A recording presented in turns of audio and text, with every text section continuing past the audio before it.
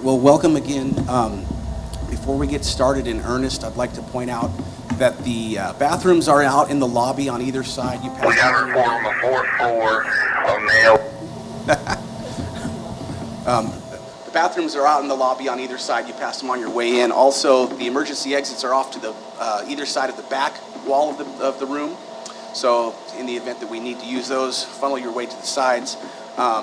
There will be an opportunity for questions and answers at the end of the presentations today. So if you would like to register to ask a question or have a question asked on your behalf, you can register on the sign-up sheet out in the lobby, or you can just raise your hand at the end and we'll have a microphone going around for that. If you think of a question after today's events and you would like to have that question answered, you can submit that to the FirstNet in California staff. You should have contact information in the packet you were given. So you can either email or phone call in to ask that question.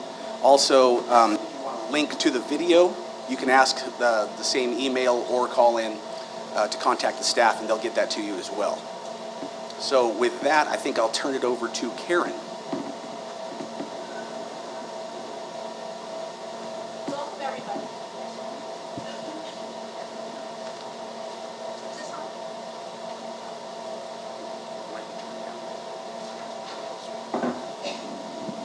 I know this one works. Welcome, everybody, and thank you very much for coming today. The town halls have been really important for us to get the information out to all of our stakeholders. I need to introduce myself a little bit before we get started. I'm Karen Wong. I'm the Assistant Director for Public Safety Communications in the Governor's Office of Emergency Services. And our office has responsibility for the statewide 911 program, for our state's public safety radios, CHP, CAL FIRE, etc. And then also we have responsibility for the statewide microwave network. And I'm also the state point of contact for FirstNet. So these are very, very important to us, and I'm really pleased to see the number of attendees today. And before we get started, I do want to thank everyone that made this meeting possible today. First, Lauren Leslie, Ellen Green, Mike Watson for their assistance in coordinating these meetings. It takes a lot of coordination to get these meetings underway. And we are doing a webinar of the meeting, so again, more coordination. So thank you very much. Chief Carlos Rojas for hosting our town hall today. We were really pleased to be able to come down to Santa Ana and do this. We have been into several locations of California. This is our first largest metropolitan area. And then each of the panel members, I want to thank you up front. It's important for our panel members to participate and to be a part of these town hall meetings. So thank you all for coming. And as my role for the state point of contact, and you will hear reference of that to Spock, and I have a hard time being called Spock, so I'll always say the state point of contact, is to really ensure that California is fully prepared as FirstNet is designed and rolls out from California. While the law actually says that the state is responsible and the point of contact for all of this, it is really for locals as much as it is for any of our state public safety agencies and first responders. So your participation, your feedback, your input is extremely important, that we can capture this, pass it on to FirstNet, so as this network is built, it truly meets California's needs. Our panel members today are Police Chief Carlos Rojas, Santa Ana Police Department, Brian Stevens, Orange County Fire Authority, Assistant Fire Chief, Tim Moy, Orange County Sheriff's Department Commander, and Dean Gialamas, I did not want to mess that up, thank you, Los Angeles County Sheriff Division Director. The presenters' bios are in the packages that we've had out in the back, so I won't go through all the bios. Our presenters today are Ed Parkinson, our FirstNet Authority, Director of Governmental Affairs, and he's in the back here.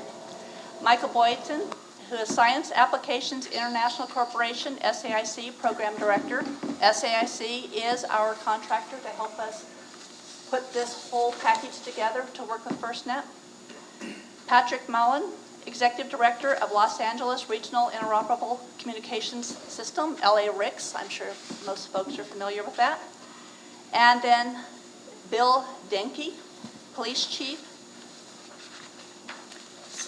Saquon, thank you. National Tribal Police Department. And then Lisa Dickinson from Texas Public Safety Broadband Program Outreach and Education Coordinator.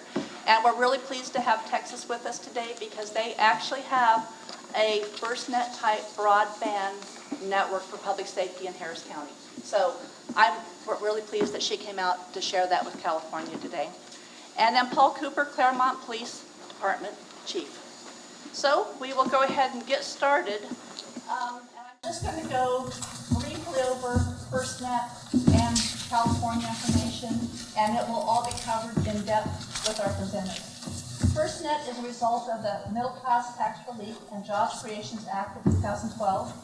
It did have $7 billion put toward this effort, and we all in public safety see that as a huge benefit. So many times initiatives may be passed or pushed forward. This one truly has money behind it. And it's to build the truly first dedicated public safety broadband network. Just a kind of a brief overview of what FirstNet by the numbers looks for the nation in California. Nationwide, there's about 5.4 million potential FirstNet public safety users. In California, we have looked at roughly 200,000. We do believe after we're through with all of our outreach, that number will grow. In the nation, there's 3,800,000, I look at Steve, he's my numbers guy, square miles nationwide.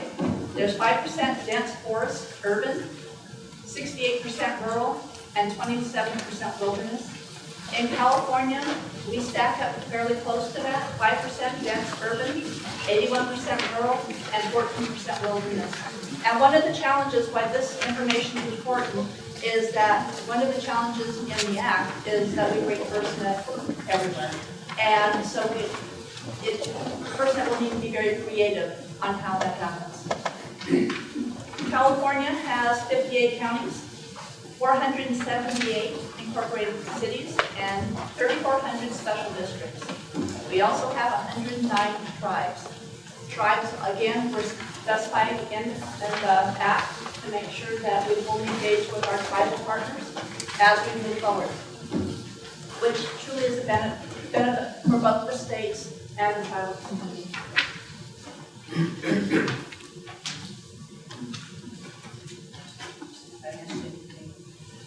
Well, additionally, what we've been looking at is California has some broadband initiatives going on to bring broadband out to many of our very rural areas, just get broadband to the schools, to the hospitals, community centers.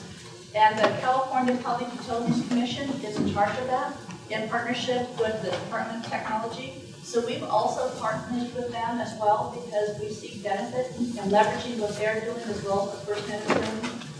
Everybody probably knows there's not enough infrastructure anywhere for what we want to accomplish. So partnerships are really important. California is also very lucky to have LA-RICS. LA-RICS is a first adopter for the FirstNet network. So we will have a presentation on that. Having that happen in the greater Los Angeles area is a real benefit for California. We're conducting these town halls to make sure people are aware of FirstNet, make sure where we're going, and be engaged. So after the meeting, if you have questions, 7 resumes later, you will have a contact with our office to contact. If you want to share this out, please do so, because I want to make sure we capture as many people through this process as possible. This is our 4th town hall.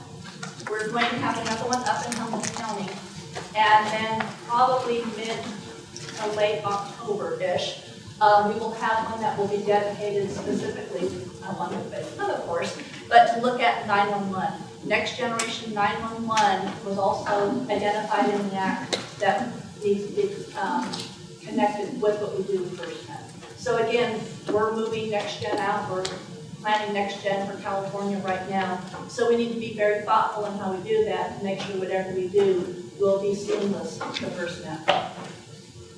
We've also conducted our first workshop to start bringing folks together, to start gathering information from our partners. Our first workshop was August 30th in Sacramento, and our next workshop is tomorrow in Diamond Bar. Thank you. I put a little line here. So with that, I'd like to start with our agenda and our first presenter, who is Ed Parkinson from FirstNet. Thanks, Karen. Good afternoon, everyone. It's a pleasure to be here. I don't let the accent fool you. I was born in the States and have been integrally involved with FirstNet from an American point of view. So we're not outsourcing FirstNet to a bunch of folks at this point. But it's a pleasure to be here, and it's a pleasure to see so many familiar faces. Andy Siebold at the back there. Pat, obviously, from the LA RIC system. I know there you are. Lisa, our partners down in Texas, the Harris County system. And our gracious hosts here in Santa Ana, and obviously Karen and her team. We're very excited about what we can do in California and with all the various aspects of the town halls that we've been hosting through the Cal OEC. And so we're very excited to go and take the necessary steps to make state consultation a success and ultimately to bring FirstNet to California. So what I'll do is I'm going to provide a various series of overviews. I'm not sure where I'm supposed to point this.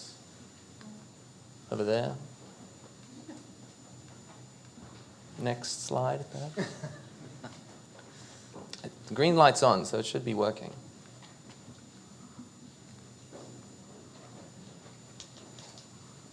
I'll provide a general overview of where we are with FirstNet, since we've really had a tremendous amount of output in the last 2 or 3 weeks, coming from our board meeting that was held on September 17th.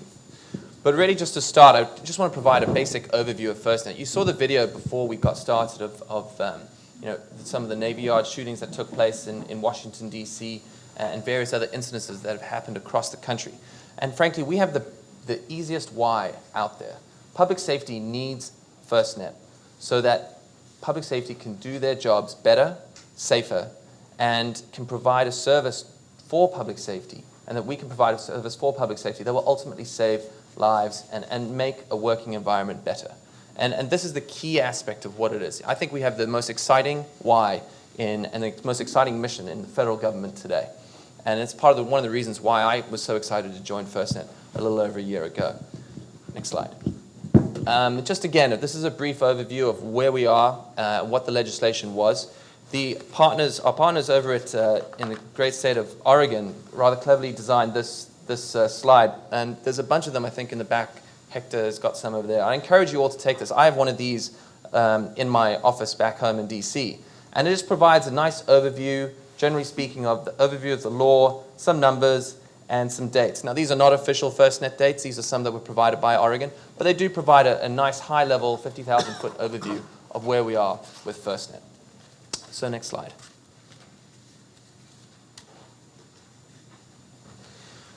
Karen talked about some of the overviews, some of the unique characteristics of the United States. And if we really look at the United States in general, we have over 60,000 agencies, 3,500 counties throughout the United States.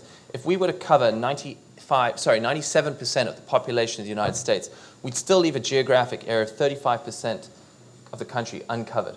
And that's an area geographically the area the size of India. So we have an enormous task on our hands. And I think, looking at these 5 unique aspects of the wilderness through to dense urban characteristics of the United States, you can really start to really understand the length and breadth of the challenges that we have at FirstNet. But it's through understanding and identifying what the challenges are that we'll be able to plan and then accordingly build a network in partnership with the states to go out there and provide a service to public safety. Next slide. So where are we today? Last year, we unveiled a program roadmap, and this is all online. If you go to firstnet.gov, you'll be able to look at the overview of this roadmap. And we committed to providing the public comment and notice period, as well as beginning an RFP process. And this was unveiled about 2-3 weeks ago at our most recent board meeting held out in Reston, Virginia. And really, what this illustrates is we have begun we've begun the procurement process into identifying what sort of network partner we will able to use. Now, what does that mean? That eventually will get us into identifying the private sector, carrier, network integrator, whoever it might be, or however many it might be. Through this procurement process, we will identify who we will partner with so as to go ahead and build this network. And really, there's 3 or 4 pieces that we unveiled. And I'll go into a little bit more detail later in the presentation. But you have really 3 aspects. One is the public comment and notice. We're going to be encouraging the members of the public to comment on various aspects of the legislation. The legislation, those of you who have read it, I've done it about 50 or 60 times, and every time you read it, you find something a little bit different, or you maybe think, oh, this could be interpreted something else in a different way. So we're asking members of the public to really comment on our interpretations of the legislation. And as you can see there, that's down in the bottom left-hand corner. We also unveiled an RFI, Request for Information, and this has kicked off the procurement process, which will get us into the comprehensive RFP. This is this whole procurement process which will identify a network partner. And we also unveiled the Statement of Objectives, which all plugs into this final process in identifying this network partnership. This slide really just gives a very high-level overview of how state consultation, the RFP process, as well as the notice and public comment process all fit in together. So really, I'll provide a quick overview now of where we are with our state consultation, since this is one of the mandates that the legislation illustrated that we had to go out there and do. We think this is going to be a nationwide network, but for local users. And so it's going to be really a local network, but on a nationwide model, which we think is probably the way we have to tailor this. We come from Washington, D.C. to explain or to tell the Santa Ana Police Department or Sheriff's Department, what the network is going to look. That's never going to work. This has to be a bottom-up approach, and that's how we feel this is going to work. As you can see here, we've had an awful lot of outreach through our single state point of contacts, not our Spocks, Karen, and as well as a variety of outreach material. Again, a lot of this information you can just go to our website and download. We encourage not only the information that you hear today that you pass along, but go to our website, read what's out there, download the material, and do pass it along. We can only do so much. We need the local buy-in, and we need the local input so as to craft and really shift how we do our business so that it is tailored to local input.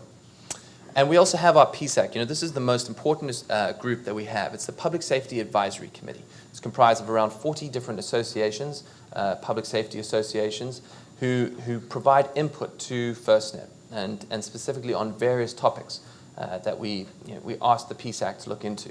It's chaired by Harlan McEwen, someone who's very well respected in the public safety community and someone who I feel very lucky to have known for some time. And really, the PSAC we're going to continue to lean on so that as we start identifying how we are going to go ahead and do this, that we do have that public safety input. Because after all, this is first and foremost and forever will be a public safety network. We are going to be really focusing on a variety of bottom-up approaches. And to identify this, we've decided to break out the country into these 10 different regions. Some of you might recognize these regions. They mirror the FEMA regions. No point in reinventing the wheel. Let's stick with what the local communities and the states know. And so identifying these 10 FEMA regions, as well as potentially a Region 11, which will comprise of the majority of the territories. We still have to figure that out. We think that, and we plan to hire individuals out there in the community to be our boots on the ground, our local voice to ear, to understand how the network will look differently in California, because there's no point in us designing a network that would say work in Maine with all their snow and so on. That would be exactly the same as it would be in Southern California. It doesn't make any sense to do it that way. So actually our Region 5, 9, and 10 positions are open right now. If there's any of you who are interested in applying for those, I strongly encourage you to go to our website and through the USA Jobs portal. We need people. We need the local fire chief. We need the local fire sheriff. We need the local police chief who's interested in really buying into what it is we're trying to do and to really distribute that message out to the locals. Outreach and communication, as I said before, Karen is our single state point of contact for the great state of California. We have, as I mentioned, we've got various streams for information. We've just published our YouTube page. A lot of the presentations that we do, we record and put up on that. Our Twitter handles and a variety of social media. We have a very active social media team. And so there's an awful lot of information. I think I just tweeted a photo of this crowd from the back, so don't worry, all good photos. Except for you guys up front, of course. Just so that we're getting the message out there, where we are, who we're speaking with, because it's important that Florida understands what we're doing in California. So if there's great lessons that they can learn from what you guys are doing here, we share those messages. I am blatant about them stealing some of Texas's great outreach information. They do a tremendous job out there. I mean, I just pointed out the Oregon example. And so it's through the sharing of information and really getting this information from the locals and distributing it out. That's how we're going to make a success of this. The graphic up there in the top right-hand corner is really our 45-step consultation process. In time, this might change a little bit, but really you can identify how this is a very, very iterative process. We're not going to be coming to the states one time, telling California what we think, going away, developing a plan, and there you go. In fact, it's going to be the exact opposite. Any sort of consultation that FirstNet does is going to be in part and in partnership with every single state. It's the only way this is going to work. And I think too many times the federal government has come along into the states and locals and said to them, this is how it's going to be. And so we've learned those lessons from the past, and we're absolutely committed to making this as much as a bottom-up approach as possible. It's going to be a very iterative and detailed approach, and it's going to comprise of a variety of different information. Consultation is going to evolve, just like the network. In time, the legislation mandates that we use the 4G LTE technology that is commercially available today. But in time, that is going to evolve into 5G, and then in 6G. In the same way, the network has to evolve to address those evolving technologies. We're going to have to tweak and change our consultation accordingly so that the concerns of the locals and the concerns as they evolve, we can change in turn. And ultimately, it's going to be a partnership. I mentioned that the final state plan that's going to be delivered to the governor will lead to the opt-in, opt-out decision. But that is going to be far more of a state plan as it is a FirstNet plan. And I think that's the partnership we envisage.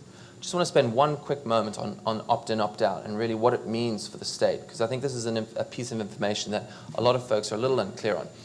Opt-in means that the state plan that FirstNet has developed in consultation with the state will be presented to the governor. And if an opt-in decision is made, FirstNet, at no cost to the state, will build and maintain the radio access network within the state of California. In an opt-out situation, California is on the hook for that funding, in a CapEx and OpEx in both of those instances. So I think, and very simply, there are grants that one can apply to from the federal government in an opt-out situation, but I think that just really quite clearly illustrates the difference in what the two really mean. So as we are getting the states ready, to consultation, we have sent out a variety of packets to the state. Initial consultation checklists have been sent forward. I think California, you sent yours back already, or is that still in the works, I think? We're waiting until after tomorrow. It's still in the works, so waiting until I address the executive committee tomorrow. And we're very encouraged by what we've seen so far. We have a graphic just after the slide. I think it's the next one. One more in a bit. I'll get to that. And in this consultation checklist, again, it's all public information. You can go to our website and download it. It covers a variety of different issues that we're asking the states to send us so that when we get to initial consultation, we'll be able to have a much, much more in-depth and detailed discussion with the state on the various aspects that we need to know about California versus Maryland. I mean, just looking at this slide right now, we had our first state consultation with the state of Maryland on July 29th. And it was a very, very iterative and very, very detailed piece. We had a good cross-section of individuals from the public safety community. National Guard were represented, the governor made an appearance, as well as a number of individuals from his staff and from the lieutenant governor's staff. And we talked on all these topics, from cybersecurity, which is obviously going to be vitally important as we go through. We had a privacy discussion too, which I thought was very, very useful. Coverage. Maryland is actually a very, very diverse state. You've got from the water out on the Atlantic seaboard all the way through to the mountains on the western part of the state. A much smaller scale, but not dissimilar to the topography in California. Users, how is this going to work? There was a really good discussion on priority and preemption, which is one of the pieces that we're going to get our PSAC working on later on in a few months' time, hopefully. But it's really the characteristics of the state and how the state is unique, and making sure we're aware of those various aspects at this early stage, I think is so important, because everyone has their preconception of what it might be like to do business in a certain state. But we need to understand what is different, how things are different, what works, what hasn't worked in the past. And these are all the various aspects that we did get into during consultation. So here's an update of where we stand right now across the nation. As I mentioned before, we did our first meeting with Maryland. Just last week, we were in Minnesota. The states that are shaded in a sort of orangey color, those are what we have up next. We're going to be visiting Oregon, Washington Oregon next week, I believe, Washington the week after that. And this is through to the end of this calendar year. We're going to end up the year in Florida. So we'll have about 9-10 states done by the end of the calendar year, which we think is actually a very, very good effort when you take into account that we are comprised of a staff of around 80 people throughout the entire organization, from technical, legal, government affairs, outreach, planning. So we're spread rather thin at this point. But 25 states, I believe that's actually up to 27 now, states have returned their initial checklist. So California is right there in the middle, which is just, I think, where you want to be. And we're excited about pushing forward rather aggressively in the beginning of next year. As we continue to grow as an organization, we'll have much more capabilities to go out there and conduct these initial consultation meetings. And I think being where the state is right now puts California in a rather good position. So I do want to touch on these 2 or 3 final aspects in this, because this is really the meat and bones of what it is FirstNet is going to be engaging on over the next 12 to 18 months. We released on the 17th of September those 3 aspects that I talked about: the RFI, the request for information, the public comment and notice, and our statement of objectives. And these will really allow for the procurement process as much as we can, and we want to be as open and transparent as possible. It will allow for the vendor community to engage in with FirstNet, so we understand what is out there, what are the capabilities of the vendor community. Also, we hope to understand through this process what's the value of our spectrum. The legislation, as you'll see on the checklist, on the fact sheets, gave us 3 really important things. 1, it gave us the authority to go and build this network. 2, gave us the $7 billion, which is a great start, and certainly $7 billion more than public safety's ever had to go out there and build a network of this magnitude. And it'll get us so far. And 3, and this is the most important part about this, is the 20 megahertz of 700 broadband spectrum.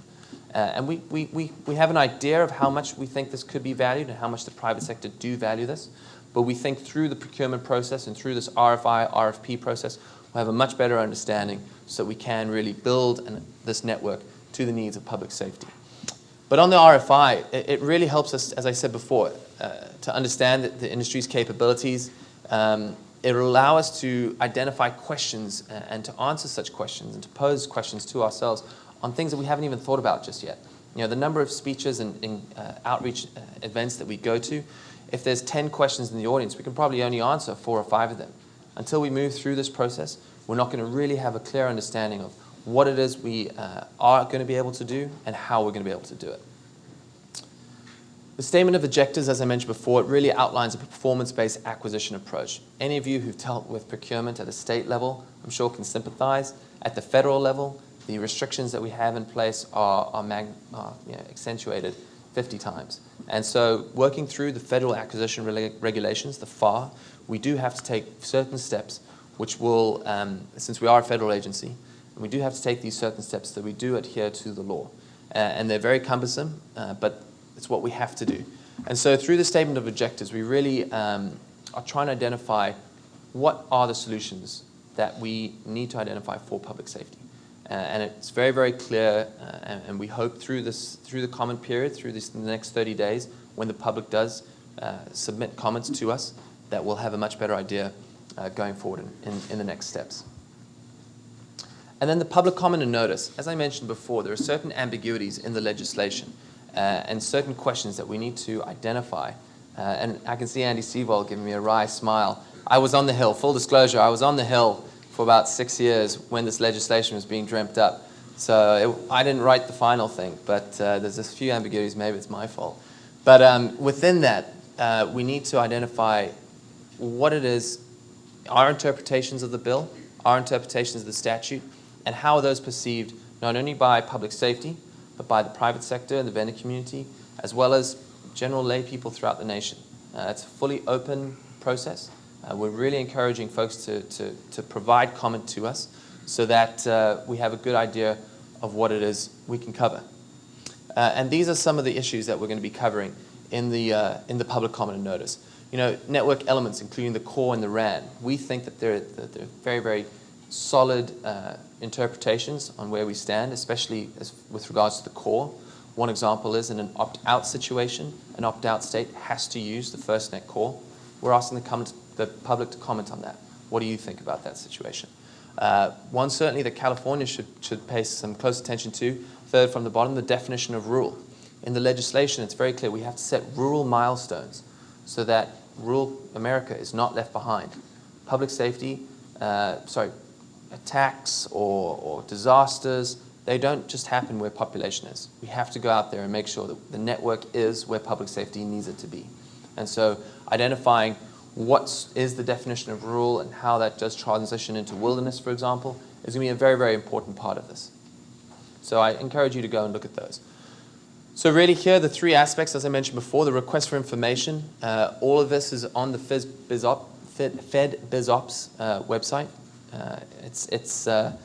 I can't say it's exciting reading, but it is fascinating. I was part of the team who put it together. It took a hell of a lot of work, and it's something I think we're very, very proud of. It really provides the outer blueprint of what it is FirstNet is envisaging and how we think we can get there. But we can't do it without input from the public. And so do have a look at the public comment and notice, the request for information, and the statement of objectives. It's all there, all this information. And Karen, I believe this presentation will be on your website. Absolutely. Yep, later. So do have a look at those. And again, through our resources page on our website, there's a hell of a lot of information that we can put out there, and you guys can certainly engage with us on. So I think that's one more. Yeah. So again, please get involved. As I mentioned before, the PSAC, our Public Safety Advisory Committee, this is our most important advisory committee that we have. It's the only one we have.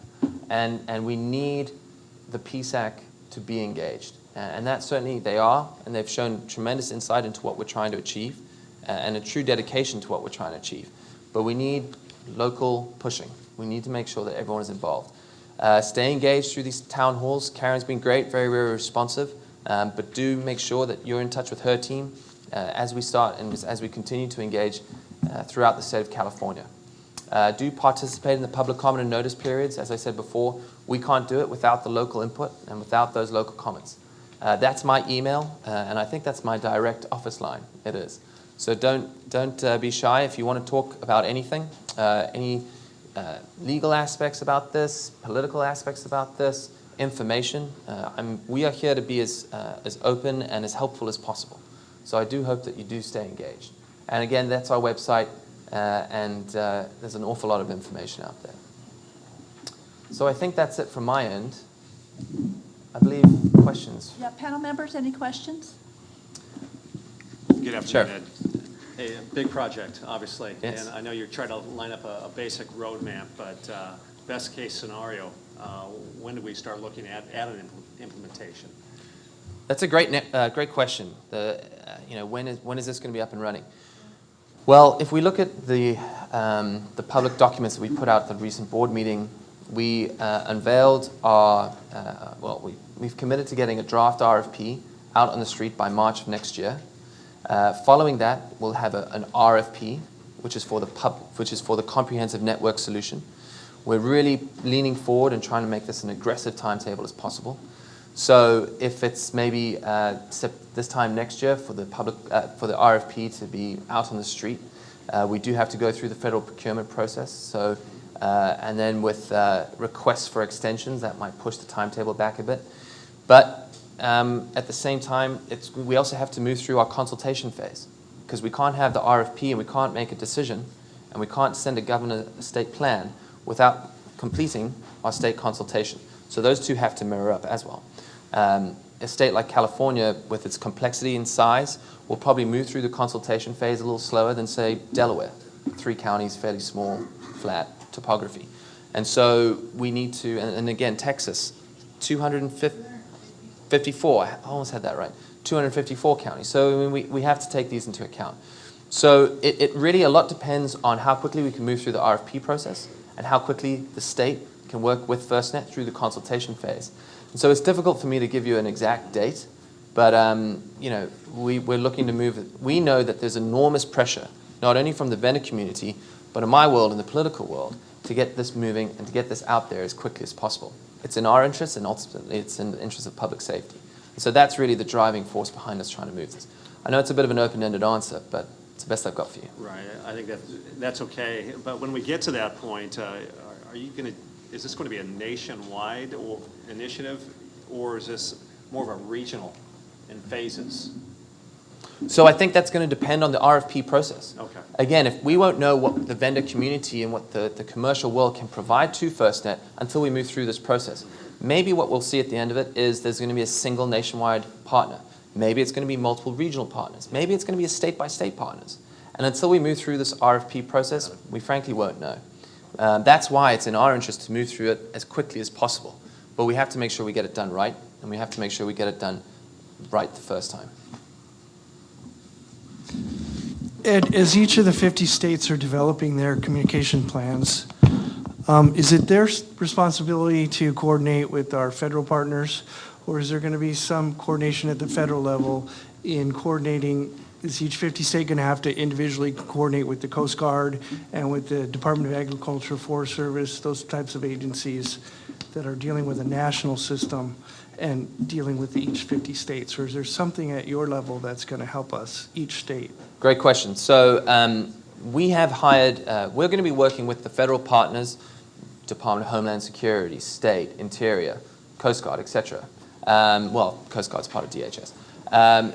Through what's called the ECPC, it's the Emergency Communications Preparedness Center. And Mr. Joe Wassel is sitting right there. He's the DoD representative for the ECPC.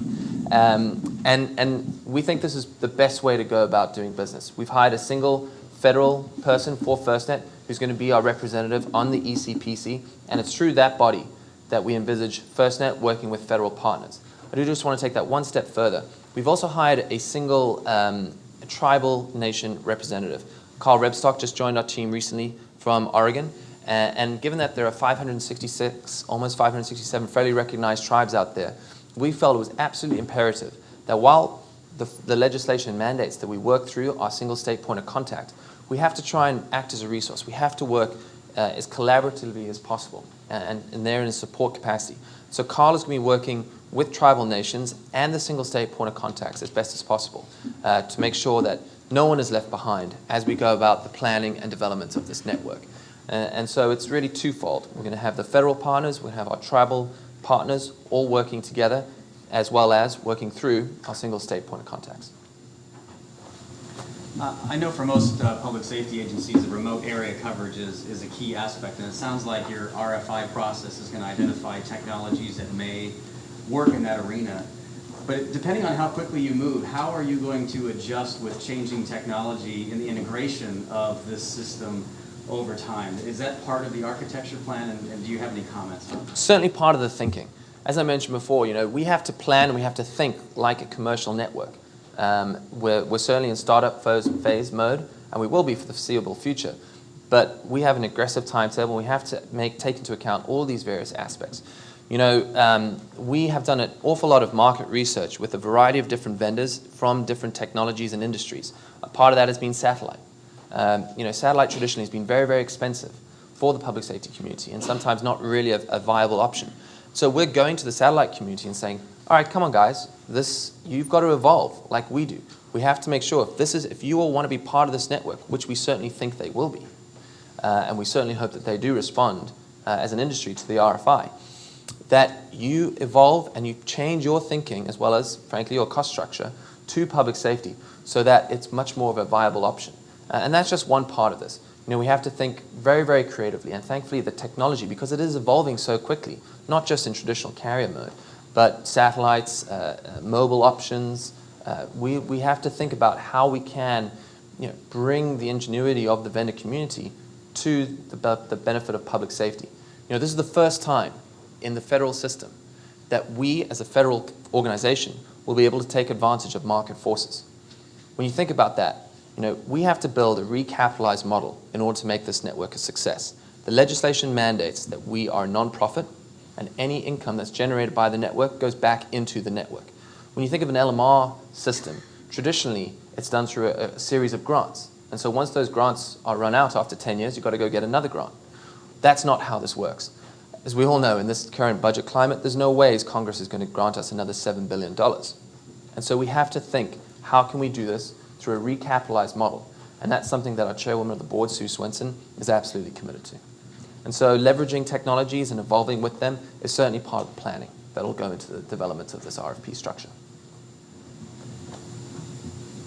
Any additional questions from the panel? Okay, I just wanted to make a couple of comments. When Ed mentioned the checklist that we're putting together in California, we were very, very fortunate that the Office of Emergency Communications, which is part of the Department of Homeland Security, agreed to have 2 workshops in California. Normally the states would have 1 workshop, pull all the information together. Because of the complexity of California and the need to reach out to as many people as we possibly could, we are having 2 workshops. And that's part of the partnership that Ed was talking about. So that for California has been really, really good. And then the other thing, I'm glad that Joe Wessel, I didn't see you come in. Hi, I'm glad that he's here because he and I had met prior to this several times, and we do want to partner with our federal government because when you look at the federal land in California, and we need them and they need us. So we're in that together. So Joe has been exemplary about making that partnership happen as well. Great. Well, just in closing, it's wonderful to be here. I always enjoy coming out and seeing everyone. As I said, my information is there. I have cards. If anyone would like to come up and chat later, I'm here to answer as many questions that I can. And with that, thank you so much. Thank you.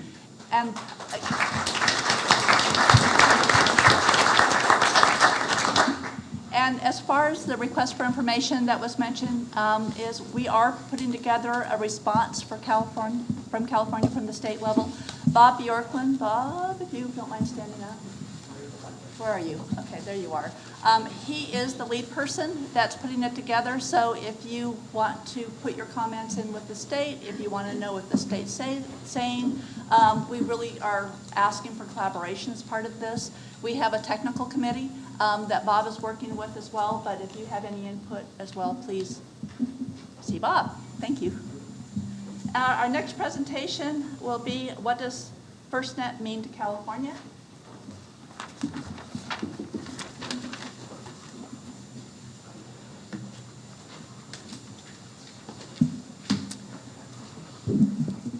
Does this thing work?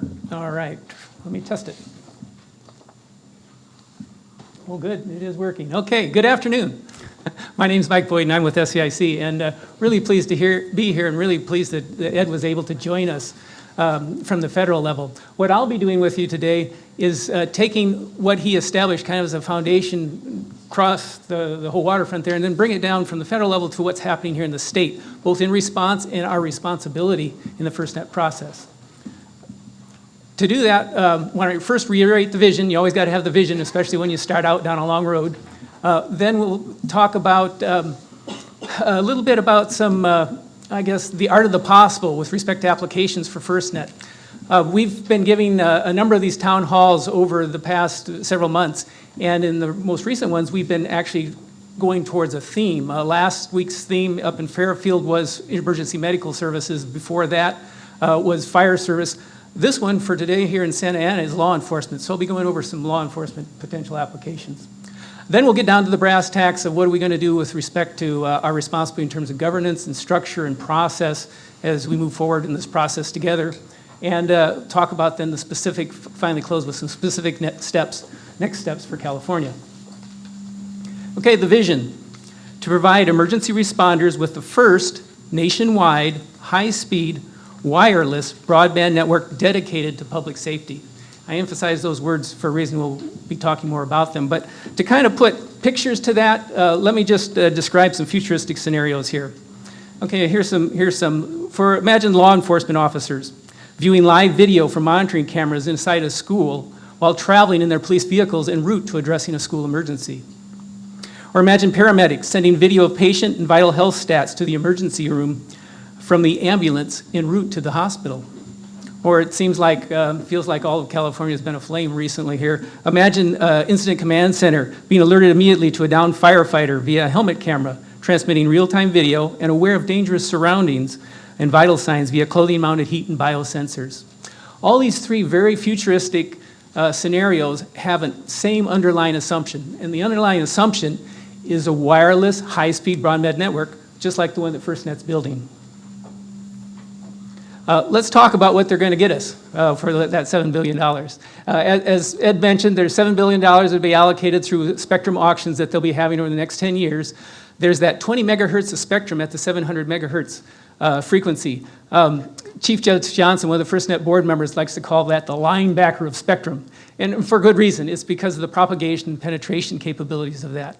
If the law had granted us, let's say, something up closer to where Sprint is, our 700 megahertz is like where AT&T and Verizon have their wireless frequencies right now. If it was up there, you'd be having to build 13 to 15 more cell sites just to get the coverage of one at 700 megahertz. So it truly is a valuable piece of property with respect to what's been given and responsibly for us to use it prudently. Oops. Now it's working too well. There we go. The third thing is that LTE, that long-term evolution technology that Ed had mentioned, that's the same stuff that's an international standard that you're hearing from all the commercials from the Verizons and AT&Ts, this 4G network. That too is an asset. What we're talking there is as you move from 3G to 4G, you're talking a 10 times increase in speed and bandwidth, essentially going from the garden hose to the fire hose in terms of capability. And what you'll be able to do is all sorts of things that frankly weren't possible, and one of the main ones is video, one-way, two-way, high definition, things that can transform our mission when we're talking about data services. To start, if you're looking kind of at that yellow box to the top right, though, most of you will benefit from it by moving from your current data services that are probably on a commercial carrier to FirstNet in terms of having that dedicated capability. So, you know, it comes to the end of the day and the teenager starts downloading all the YouTube videos, you're not going to see a change in your capacity. When it comes time to all those folks in that stadium that click on and are going to Twitter and send clips and things that they're here, that's not going to affect the law enforcement, fire, or emergency medical. You'll be getting those sorts of data. It's hard to see on this because the type's small, but you know, the CAD data you're getting today, the inlets, CLETs, CGIS types of law enforcement data, if you're talking law enforcement, those will all come better, faster, and closer to the field. As Ed mentioned, this is a nationwide network, but with local control. And so what that means is that you'll have the ability to provision your services. You'll be able to set device features for your users in your area.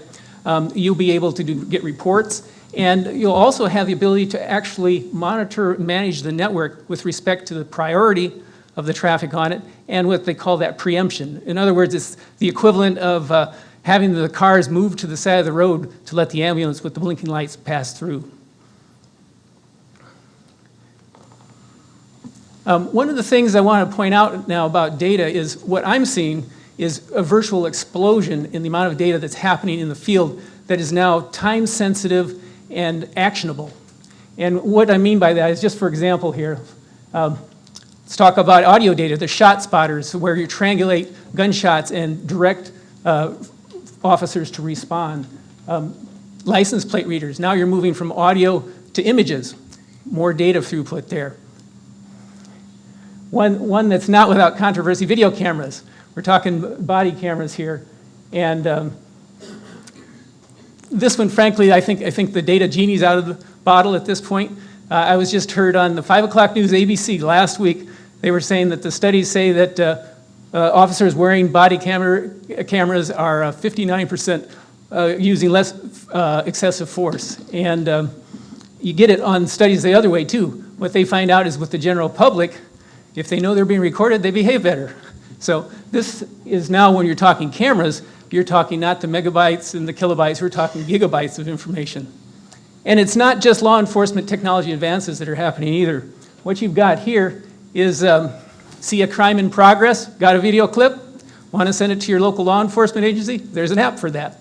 And so you're going to be seeing that sort of information that's in one place that needs to get to some other place quickly, and the way you're going to do that is over the air. One last one I wanted to mention is there's this nationwide, Karen mentioned the next generation 911 effort. That's starting with the carriers starting to introduce text to 911. You can bet that texts will be followed by images, by video clips and so forth, and those will get to dispatch, but they've got to get out to the field, and they'll be getting out to the field again over the wireless network. I see I do better if I hold it up. One of the things that I'm most excited about in the future is a thing they call machine-to-machine communication. In Silicon Valley, I'm out of the Bay Area, they call it IoT, the Internet of Things, right now is the trend. But what this will allow is, if it's done right, applications will be seamless. They'll happen automatically and just meld as part of your mission as you go to accomplish things. Just imagine, like, for example, those license plate readers. Imagine a future traffic stop where you pull over a vehicle and the license plate reader automatically reads the plate, queries information from back remote databases, brings it forward, and the officer knows everything that you need to know about that car, about the driver inside it, all before he puts his vehicle in park. Imagine all the things right now, the Fitbits and the iWatches and Google Watches and things, the wearable computing's a trend. What you'll see in the future for law enforcement could potentially be, let's say an officer is on the beat and unsnaps a holster or removes a baton from a belt. That can immediately trigger an automatic alert that would go to the nearest officers in the vicinity as a call for aid. Or, talking about those body cameras again, how long is it going to take, once those are ubiquitous, for someone to decide, hey, I can network that over the air, and when that alert happens, also give those responding officers an instant video streaming view of the situation, basically instant situational awareness as they approach to provide aid. Now, those are pretty futuristic and definitely far out there, but I just want to, what happened at the beginning of this year was something very tragic in our valley in the East Bay. What we had, I just want to provide another example here, is two officers that were responding in Pleasanton to a routine search of an apartment. Probably law enforcement folks here have heard about this. But anyways, they pulled up to the apartment complex, entered the apartment, and there was this long hallway with doorways on either side. The first officer went through, progressed down the hallway. The second officer followed, looked right into the one doorway, and then suddenly saw out the other doorway an outstretched arm with a weapon. He turned, he fired, and he fatally injured his partner. Now, that's just a horrific example of friendly fire. But technologists in Silicon Valley might say, well, gee, if he only had his Google glasses on and he had his Blue Force tracking and his wearable computer and his thermal imaging, that might have been averted. But frankly, if you really think about it, what really only needed to occur is, say they pulled up in their vehicle, and before they exited the car, just were able to easily tap a few keys on the MDT, touch that iPad tablet screen, and be able, over the air, to download a simple floor plan of a model, generic model of that apartment. They would immediately have seen that circular arrangement of the floor plan, and this probably wouldn't be anything that would have ever occurred. So, anyways, those are some of the art of the possible and some of the things that are far future, not so far future, that I think will really benefit from this data network. Let's talk about how we're going to get there. This is governance. As Ed mentioned, there's the FirstNet managing organization at the federal level.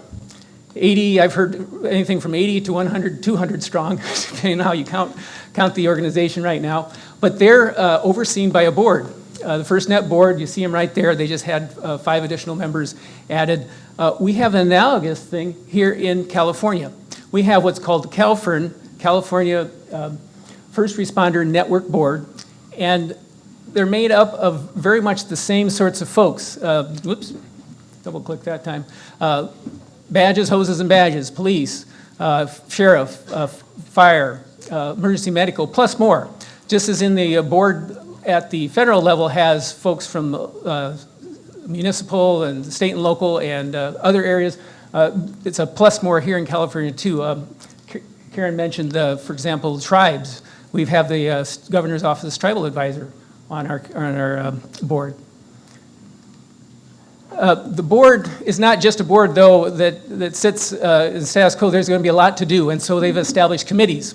A lot of these committees are ones you're familiar with already, the CALSEC, California Interoperable Executive Committee. There's the 911 Advisory Board, and there's new committees, too. The Tribal Advisory Committee has already met, and the Technical Advisory Committee off to the side there, Bob's the chair of that, and they're already being pressed into action in responding to the RFI that Ed mentioned.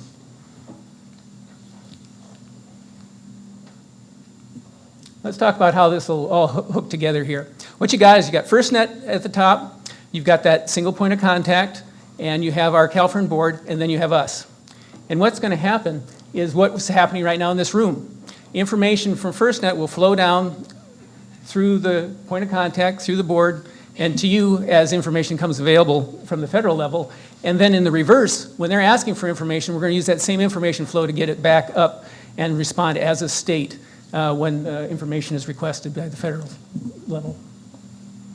Okay, let's talk about next steps.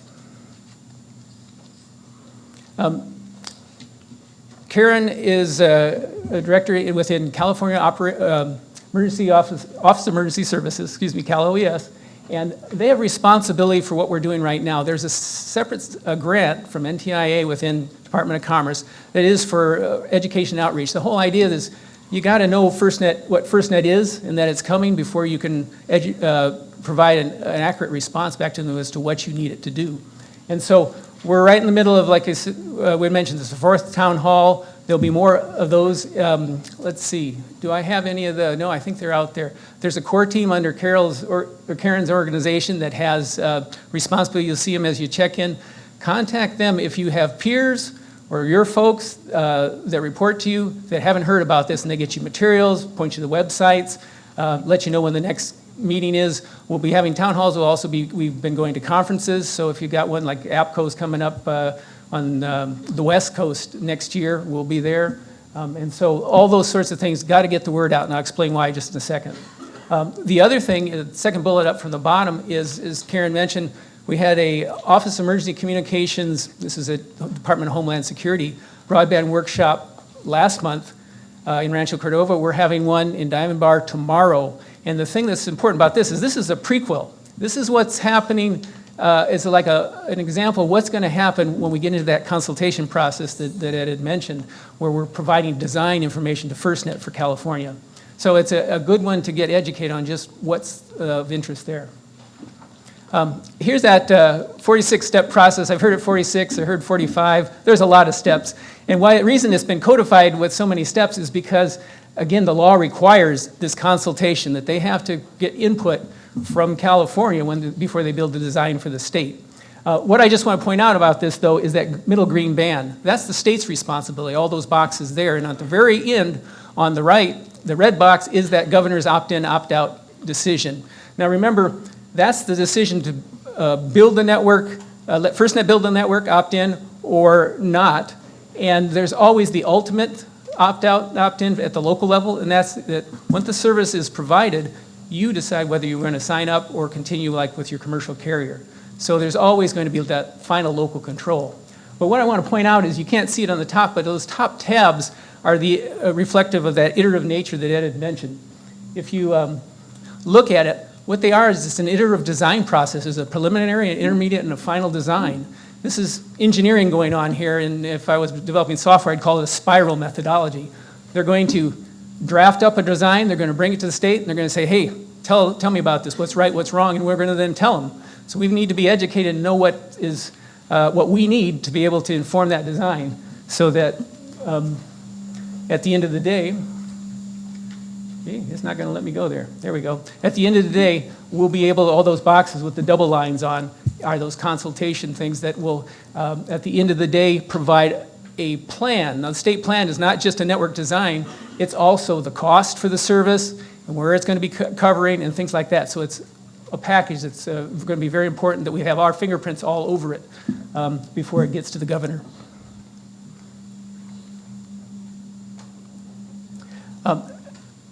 What they're going to be doing is, what they'll do is they're going to take the information that's public right now in terms of where your critical infrastructure is, where your ports, your pipelines, your prisons, your hospitals, your 911 PSAPs, take all that information to help decide where you want coverage. We're going to have to help them with that because they'll have some ideas of the major thoroughfares and things like that, but they won't, for example, a few years ago, wouldn't know that in Nevada, in August, there's this 70,000 person city, the 7th largest in the state, that appears for Burning Man. We have those same sorts of one-time events or same sorts of situations in California that we'll need to inform them that, hey, we need coverage. Once they do that, what's going to happen, as Ed mentioned, is this is going to be a complicated network. It's going to be what they call like a 3-in-1. There'll be, where we can, the LTE coverage, but then as you move out of the urban and suburban and get beyond where towers are normally built, they're going to be the satellite communications, and if you get far enough out in the wilderness, you're going to be talking what they call deployables, basically the cell on wheels. The incident responders are going to take the network with them. And so we'll be providing the information to help them to tell us what that, where that should be. And that's another thing that Ed had mentioned. I want to make sure that's real clear. In the past, if you were doing land mobile radio and you were working with the feds, you were probably bidding on a grant, receiving the grant monies, you take those grant monies and then you build what you need. Not so with FirstNet. With FirstNet, they're going to take money from the spectrum auctions, they're going to keep the money, and then they're going to ask you, what is it you need? You're going to provide with your design requirements, they're going to build it, then charge you a monthly recurring fee. So what happens is, instead of being worried about making sure you get enough money, what you need to be worried about is making sure you know what you need and you get that communicated to FirstNet so that when the design and later the network that's built comes out, it's something that's useful to the California first responders. Okay, someone asked a question about time. Well, here's the timeline. Here's the road to FirstNet.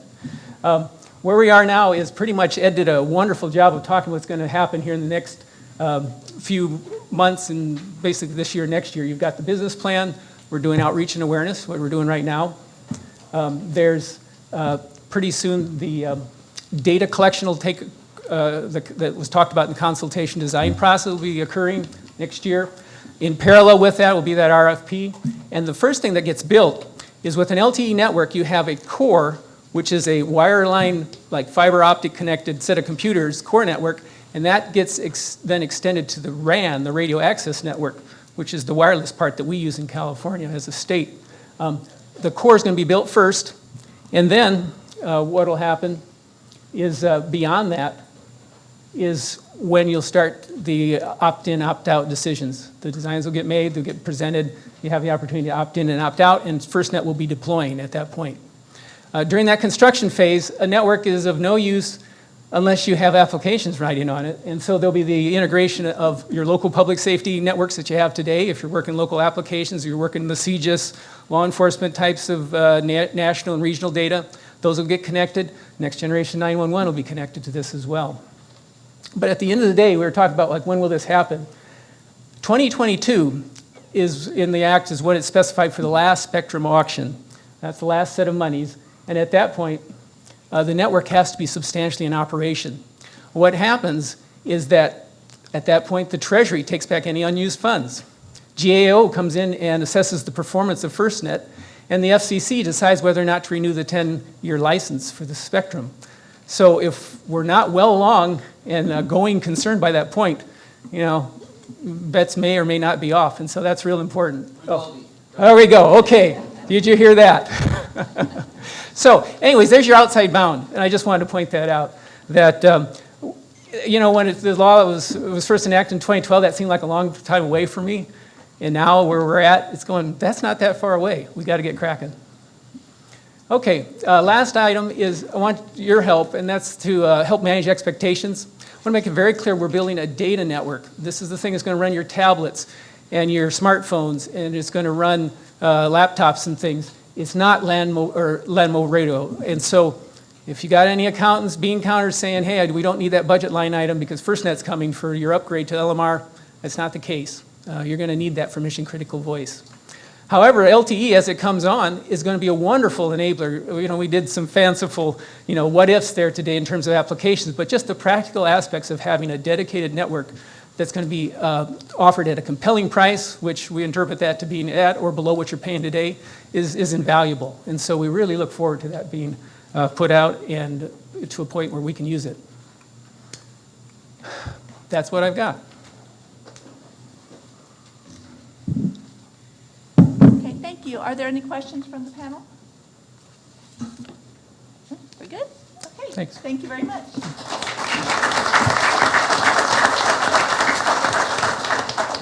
Okay, next is the tribal presentation. Good afternoon, everybody. My name is Bill Denke. I'm the Chief of Police for the Sequan Band of the Kamuai Nation in San Diego County. I've also sit on the California First Responder Network's Tribal Advisory Committee. And hopefully today, we're sitting in Santa Ana or in Orange County. It's like, what are we doing? What are we talking about tribes here? Hopefully we'll be able to answer that, talk about some of the challenges tribes face as FirstNet rolls out, opportunities for tribes engaging with local government, state, and federal partners, and also some lessons learned that we've been involved with locally, our tribal police agency, and what we think have kind of turned into best practice and workaround solutions. So let's get started here. I'm ahead of myself.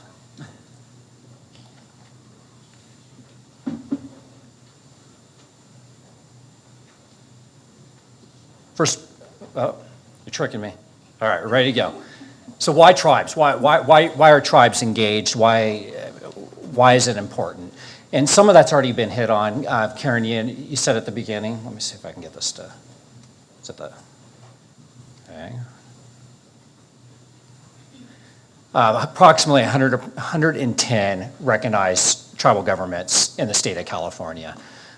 More tribes in the state of California than any state in the country. And as somebody else mentioned, with over 550, 560 recognized tribes in the United States, that means 20% of recognized tribes are in our state. This thing is touchy. Tribal governments have an inherent responsibility to protect their constituency. That's not just their tribal membership, but it's all those non-members that reside on their reservations, employees and visitors. Resources and capabilities. This varies from tribe to tribe throughout the state, but there are many tribes today that have put together very, very progressive public safety agencies, from fire, law enforcement, EMS, emergency management. And government, very important is a government-to-government relationship between tribes and the federal government. I just kind of want to hit on real quickly that that's not a collective. The 110 tribes in the state of California have a relationship with the federal government, but each one of those tribes has that relationship with the federal government. And that is set forth going back to our Constitution, of treaties, of court cases, federal Supreme Court decisions, and even modern day presidential executive orders. And also goes hand in hand with that government-to-government relationship with the federal government is the federal government's trust responsibility to the tribes, basically just an obligation of the federal government to protect tribes, their land, their assets, and their resources. And finally, written into law establishing FirstNet, just like engaging with local government, state government, the tribes are actually written into the same law. FirstNet and tribal representation, it's been hit on lightly a little bit. Tribes are represented at both the federal level and here at the state level. At the state level, a distinguished colleague of mine, Cynthia Gomez, who is the tribal advisor for the governor's office, sits on the California First Responder Network board. And as mentioned just in the last presentation, there is actually a tribal advisory group, and you can see those names up there. move in. Challenges, this list could be a lot longer, but just trying to pare it back to probably the two biggest issues. One, no two tribes, obviously no two tribes are the same. If you look throughout the state, you have everything from very rural tribes to urban interface. At least one tribe that is tribal lands and economic developments within the exterior boundaries of a municipality. You have robust economic development to no economic development at all. Comprehensive or infrastructure to very little infrastructure. Some tribes that don't even have landline telephone communications still. And as I mentioned just a minute ago, some tribes with established public safety agencies, like I said, fire, law, EMS, to very little at all. The other challenge, which I think is we're seeing in the last probably 10 years, move more from a challenge to a benefit, is the coordination with local partners. As far as tribal governments as a whole, and even fire, non-law enforcement, public safety agencies, I think we've progressed a long ways. Like I said, in the last 10 years, law enforcement, tribal law enforcement, and coordinating with its local partner is still a little contentious, and a lot of that goes back to the fact that unlike most states in the U.S., tribal law enforcement's not clearly defined or recognized in state statute, so we kind of have to piecemeal it as we progress forward. Opportunities. First of all, it brings the communication infrastructure to all tribes, regardless of, like I was talking about before, the tribe's capabilities, regardless of if it's rural or urban interface. And also, going back to that coordination and collaboration. Out of the gate, tribes are involved. It's written into the law. So hopefully we can parlay that into some of the what I consider best practices that are going on right now throughout the state, with certain tribal law enforcement agencies and their local partners working out access issues to their local interoperable radio communication systems or to their sensitive law enforcement of information sharing databases.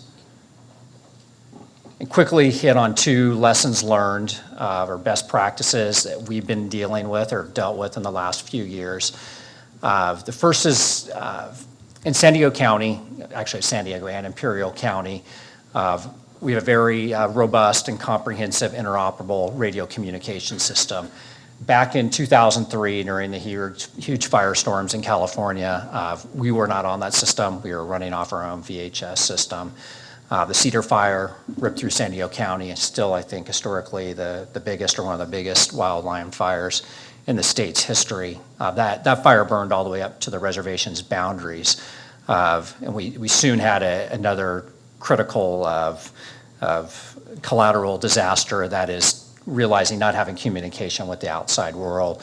The Highway Patrol ended up shutting down a major interstate and funneling that or detouring that traffic through a 2-lane highway that we were using to evacuate the reservation community, a large casino, and a large resort.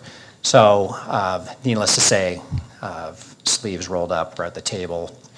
Within a few months, we moved most of our communication operations off the regional system. However, because of going back to past issues with tribes and their law enforcement agencies being recognized by the state, we couldn't really knock down that wall and get on the law enforcement talk groups, but at least we were there to where we could be patched in and go to kind of a more of a global mutual aid channel for everybody else, fire, public works, and everything in between.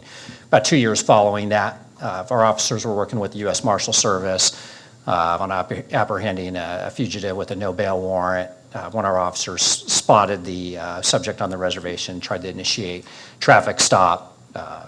Vehicle failed to yield, leaves the reservation, a gun's thrown out of the car.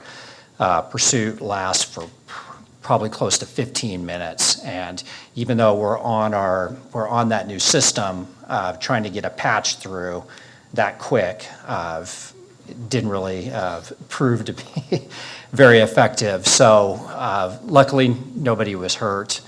And we're able to go back to the drawing board and say, come on, this is, we're all working together here.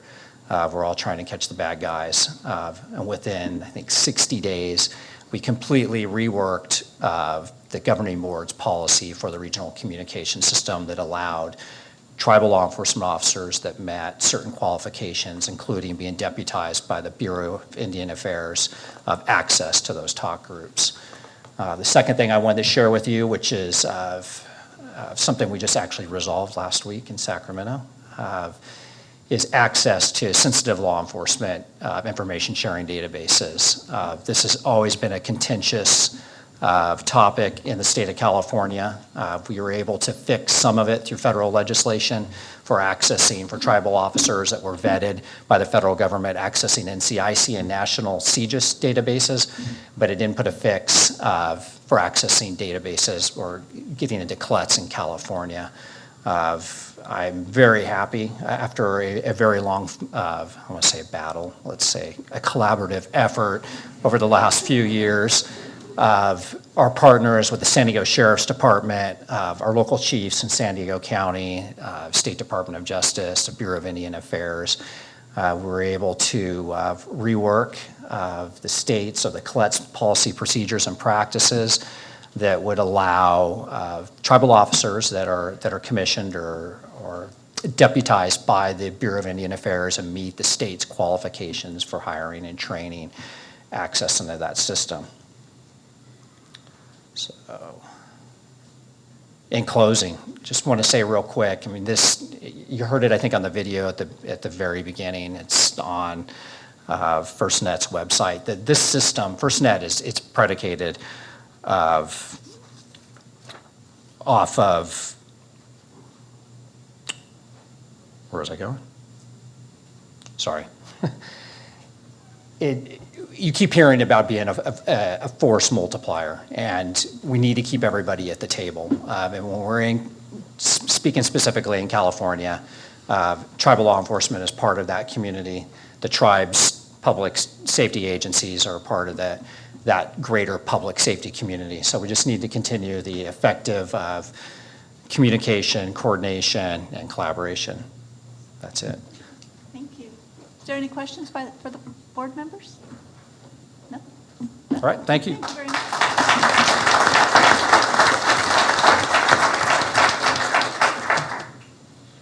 And now, preparing for FirstNet with a local perspective, LA Ricks, and I need to apologize because I kind of messed up the agenda.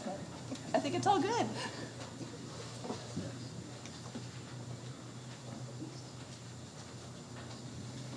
Well, good afternoon. My name is Pat Mellon. I'm the Executive Director for the LA Ricks project.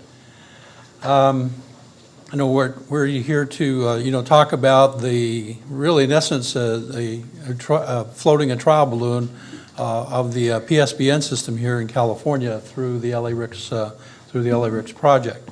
I'd like to just take a moment and talk about how two systems work together. It was mentioned earlier by Michael that the PSBN system will not, at least for a long time, probably in my lifetime, will not replace critical voice communication. So in Los Angeles, we have, Los Angeles is made up of about 10 million residents, over 4,000 square miles. There's 81 different public safety agencies located throughout the county, and they operate on 40 different LMR radio systems. Obviously, there's an exchange of hardware when they get to a command post, but that's a very inefficient way to use the resources, particularly when you respond to an emergency. So, clearly the interoperability is dampened quite a bit. I'm not going to go in through a very lengthy history of the LA Ricks project. I mean, it's been a significant undertaking for a number of years. We've certainly experienced some ebb and flow and things, and some influences such as the passage of HR 3630, which kind of set us back on our heels. The good news is we are moving forward. The LMR contract was issued in August of 2013, and the PSBN contract was approved in May of 2014. So we are moving forward at a very, very rapid pace. I started the project with brown hair, and now I have neither the color or the mass. There's a couple, as I mentioned HR 3630. There has been two pieces of legislation that have significantly impacted the LA RICS project. HR 3630, we had received in 2010 a grant of $154.6 million to build one of the first of 7 deployments throughout the country to occupy the first 10 megahertz of the PSBN spectrum. We were in the process of completing the negotiations with the contract when 3630 was signed into law in February 2012. And that did a couple things to us. First, it pulled the rug out from underneath us for a period of time while FirstNet had the opportunity to be stood up and then to develop a national vision of how everything would work together. The other thing that 3630 did to us is it pulled the future of the T-band. In Los Angeles County, there is over 600 channels in the UHF T-band that are used for public safety communications. In 2023, those go away. Within 3 months, or 2 months actually, of the passage of 3630, we were back in Washington. We sat down with the FCC and said, where do you want us to go and how are you going to pay for us to get there? And their response was, geez, we certainly hope that you'd come in with an answer because we don't have the spectrum and we don't have the money. So try to figure it out where you're going to go. So with 3630, we ended up having to cancel a procurement because one, we didn't want to build on a spectrum that wasn't going to be available, and two, the BTOP money was suspended until FirstNet had the opportunity to be stood up.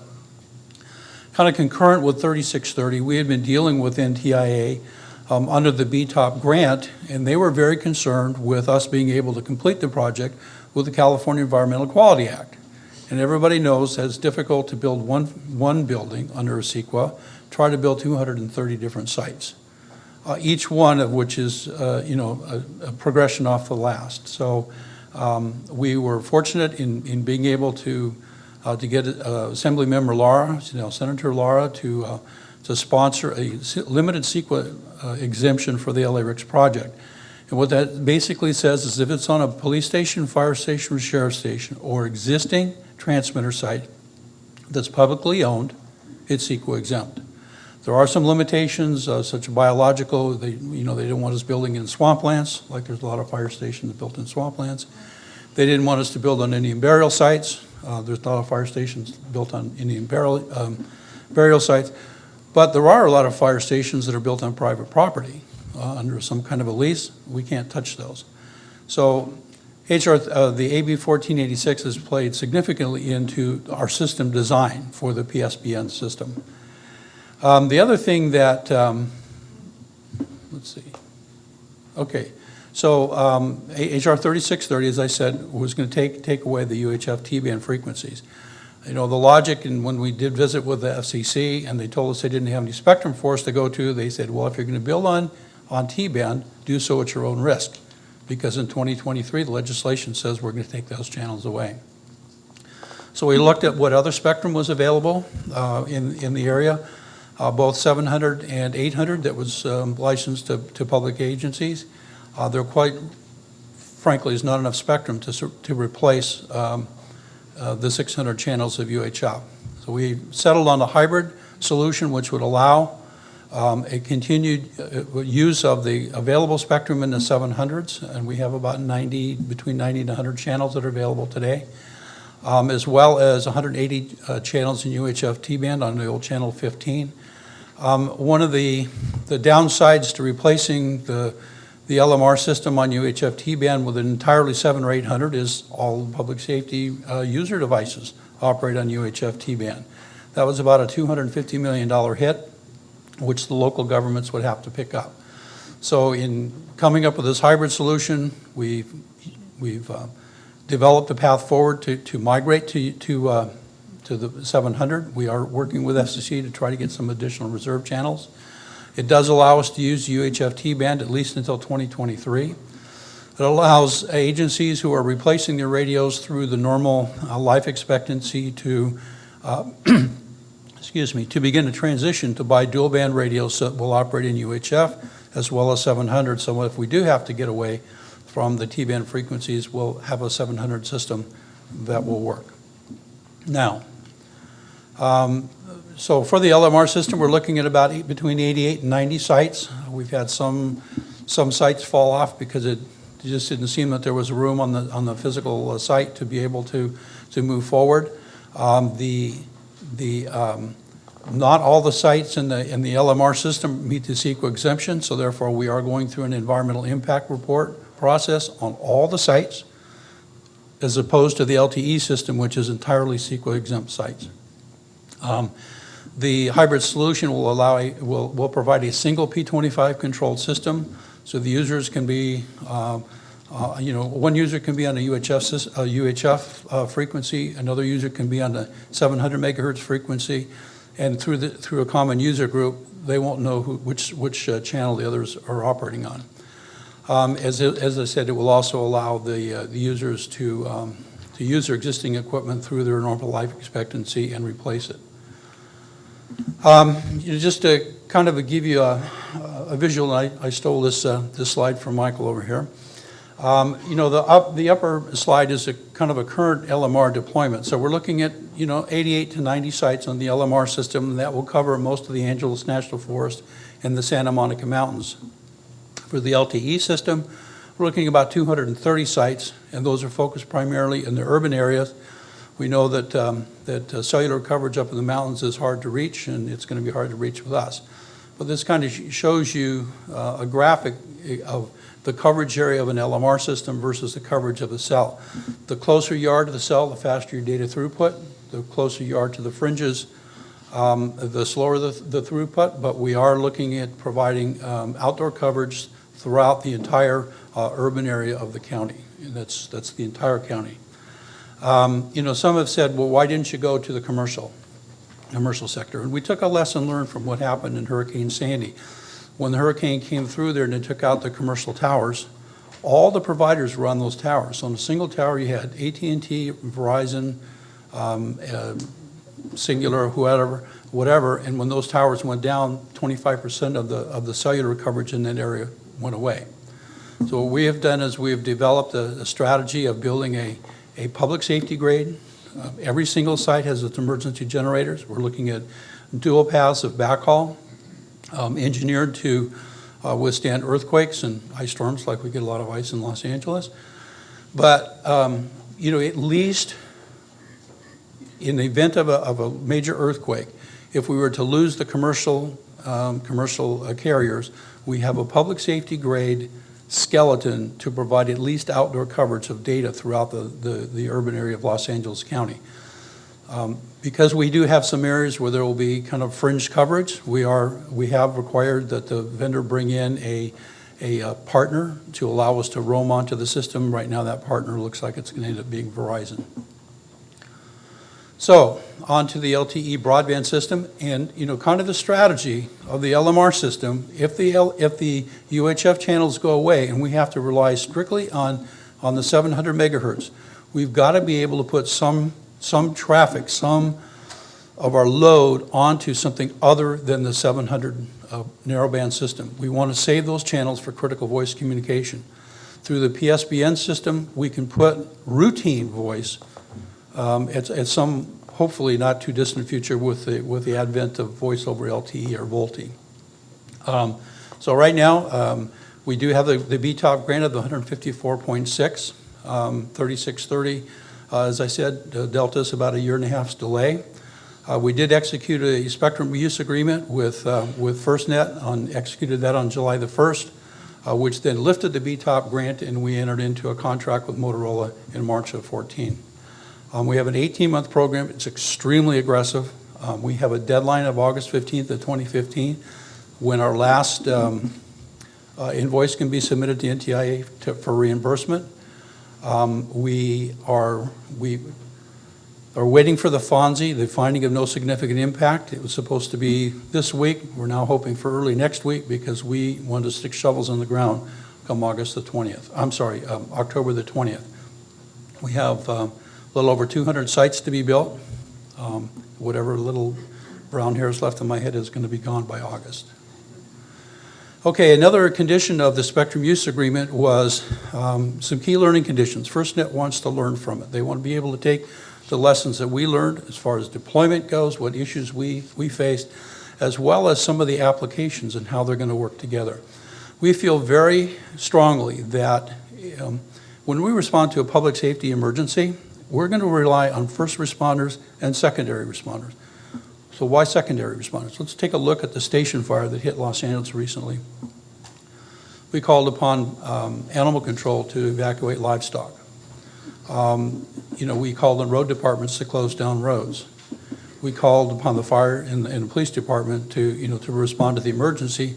And then when the floods hit the next year, when we got some rains finally, we had to bring in public works departments and Department of Water and Power to restore some of the cables that went down, to evacuate a lot of the mud that was flowing down the streets.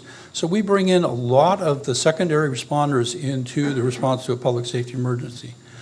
So by bringing in those secondary responders, and it was explained earlier, if we have a big incident and we're trying to stream a bunch of video, and we have Southern California Edison wanting to read meters at 3 o'clock in the morning, we can turn down and we can evaluate the load on the system, determine who is imposing that load, and if it's not the first responders, we can actually dial back the quality of service or preempt some of the service. And so that's the primary key learning conditions. Okay, we have 229 sites. We started out with 232.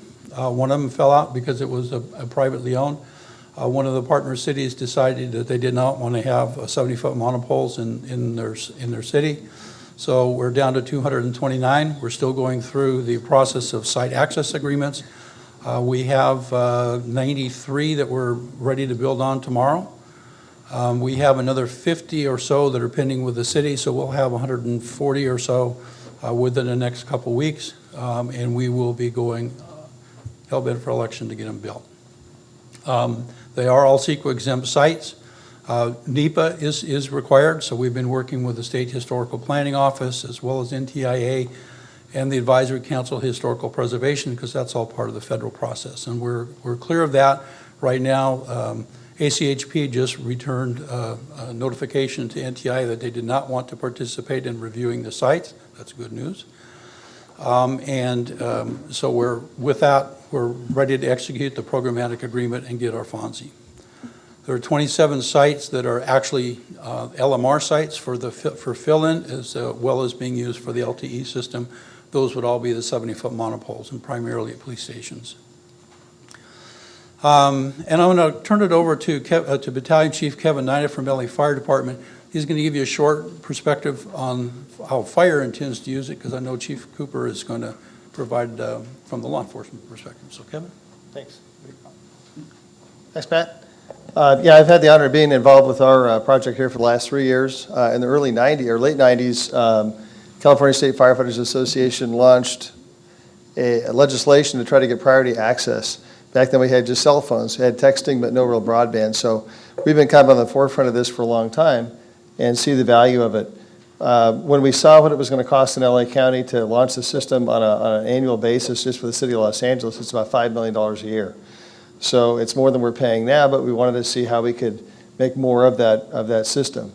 And so we got a bunch of fire guys together and we started looking at different ways to use the system. And again, using our, let's see, let me get to the next, there we go. We're looking at electronic patient care reporting. You know, we're a data-driven department now. So we have to prove what we do and do what we can prove. So for the last 4 years, we've been capturing data on every patient. It's HIPAA compliant. But now we have 4 years and about 200,000 calls a year of data, which is an incredible amount of data. But how do we get that from the field to the server? How do we analyze that? So again, right now we're using a commercial carrier, but again, eventually we want to be able to use FirstNet to use that. Next generation incident command system, fire cellnet, GPS personal tracking system. One of the issues we have on fires is tracking personnel. We're going to potentially be in an area where we're not going to have coverage. We could bring in a cow, be able to use that, but if we leverage GPS and possibly the the technology that this new system is going to give us, we may be able to see where we are not only latitude and longitudinally, but elevation-wise. So maybe blend the two technologies together. Live video feeds, field access to building floor plans, CAD-to-CAD interconnectivity, next-gen 911, remote command and control, really big deal. How many of you, well, obviously LA's been in the news quite a bit with water main breakage. Luckily, the UCLA incident didn't occur downtown. Our backup dispatch center is 4 floors underground. So imagine if our backup center was flooded out. We had an incident about 5 or 6 years ago before we moved to the news center where a workman simply dropped a wrench into a UPS, took out the entire system. And it was an accidental incident, but it literally took our system out for 5 or 6 hours. So maybe with this, and LA will have 32 fire stations with LTE sites, maybe the future of field command and control, or that backup command and control, will be similar to what Orange County Fire Authority uses, LA County Sheriff's use, and that's a trailer-based system where you move to where you need to. And you have 32 sites now with high-speed data that you didn't have before. We also looked at fire station alerting or redundant station alerting. A lot of the systems out there now are all IP controlled. They need high-speed data. They could be running over, DSL. They could be running over, commercial or cable. They could also be running over fiber. But if that system is interrupted, what kind of redundancy do you have? So imagine a system that sits there and sees, basically the server would monitor the regular system. Oh, I don't have that, so now I go over to LTE for some rural stations. If it gets developed in the rural parts of the state, it could end up being the primary way of station alerting. So there are a lot of possibilities with this new system. We also looked at redundant voice over IP fire station telephone systems. I don't know how many of you have been to a cellular store where they have a little hockey puck and the telephone sits in it, and that wireless phone is actually your home phone. And so I saw that and I thought, we don't really have a backup phone system in LA. If a phone system goes out, we have no phone. Or we use cellular or radio or some other type of device. So I thought, obviously you don't want to hamper the system with a lot of telephone traffic, but if every station had one phone and that was your emergency backup and that happened to go on the LTE backhaul, that could be a really good additional use. So some future concepts we looked at, Wi-Fi public safety personnel notification apps. I don't know how many of you have heard of Pulse Point, but the city of LA is looking at Pulse Point and hopefully going to go to that. It's a cardiac arrest notification app, but part of that application has certain notification, personnel notification. So you can, a disaster notification, you could theoretically put like earthquake early warning, a lot of other things into that app. So we thought, well, how about if we spin that to be able to add this to members' telephones, Wi-Fi, public safety, family health and welfare. I've been on our urban search and rescue team for 20 years and I retired a couple years ago when I made chief, but I've been all over. And one of the issues we have is how do you talk to your family when you're at Hurricane Katrina? You're in Mississippi, you're in Louisiana, the phones aren't working, the cell phones are out, landlines are out. So the fire department's been really good about having people assigned to your family to let them know what's going on.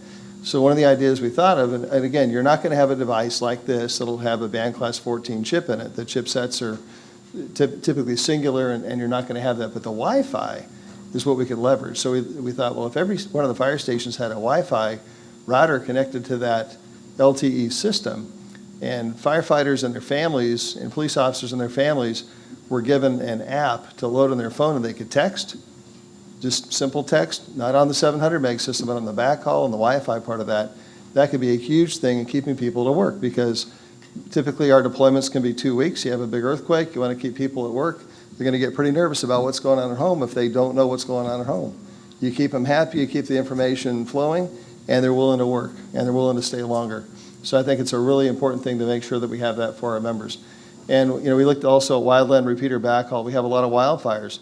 Sometimes we run out of spectrum in these incidents, or we can't get to a hilltop where we need to put up a hub for that system. So again, this is future development. It's going to take a lot to do to make this all work. But again, we wanted to see if we're going to spend a bunch of money on a system, how can we amortize that and make that kind of a best practice type of system and then share that with others throughout the country. So, and that's our contact info. Thank you. Is there any questions from the panel members? Okay, thanks. Okay, thank you very much.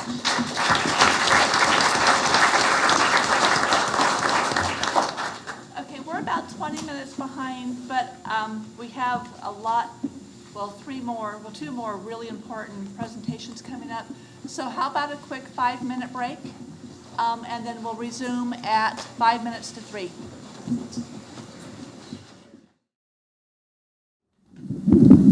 Okay, thank you, everyone.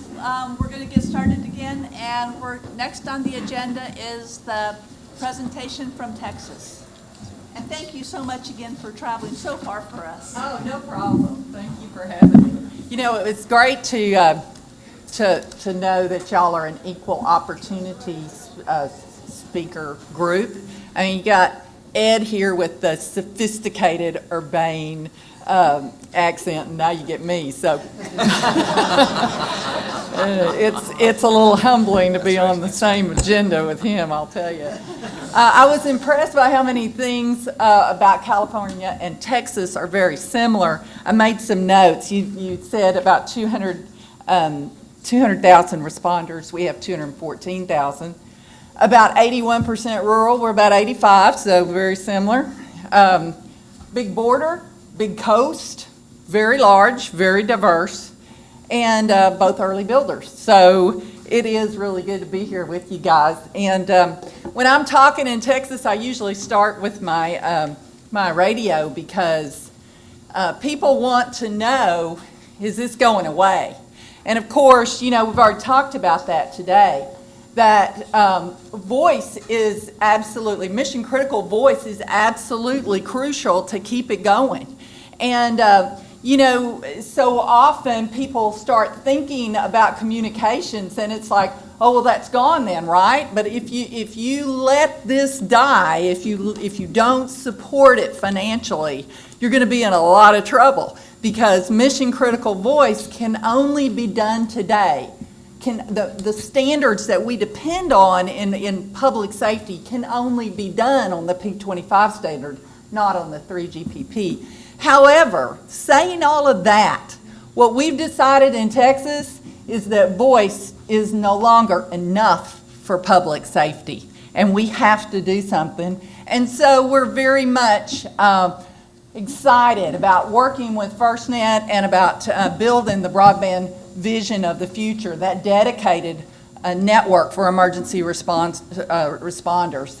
And we have, like you, we've been eager to get involved in this early and work toward it and to be pioneers in it. And so another reason to be excited to be with you guys. So if I get too far out and y'all can't hear me, somebody wave, but I'm kind of like to move around. This is a picture I like the best to illustrate two things. First of all, this is a perfect picture of what happens on a carrier network. Now, in a carrier network, you have a limited amount of traffic that it can hold, right? And like a highway, if you surge everybody on that network at once, what happens? You can't get through. This is a picture from Hurricane Rita. We know it's Rita because we only contraflowed one time and we just pray we never have to do it again. However, you notice that we've doubled the capacity of the freeway. Doubled it. You'd think that would fix your problem, right? Doesn't fix the problem. Because you have too many people trying to get down, too few lanes, you're going to stop completely, right? It's the same thing that's happening in our very congested carrier networks. And that's why we have to start now to get this problem under control.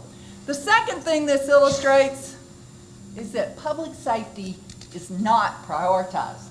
Now, I'm from Texas, as the accent says, and I can tell you that we still pull over and let ambulances by on a 2-lane highway. But there's no way to let that EMT unit by. There's nowhere for everybody to go. And so public safety is not prioritized there.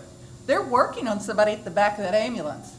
There's no way that he can get to the hospital like he needs. The same thing's happening to your data on a carrier network. it can't get through. It simply can't get through. It's not prioritized by the carriers. And having worked for a carrier for 25 years, I can tell you, I'm not even sure I would want them to take that responsibility. So this is, to me, just an absolutely perfect example of why we have to move forward. You might have heard about our fertilizer plant that blew up back last year. We've got a little radio traffic I want to share with you. See if they'll go. It's out West Fire. The West Fertilizer is one of their mills is on fire. There's heavy smoke coming out of the top of it. I was just about to do that.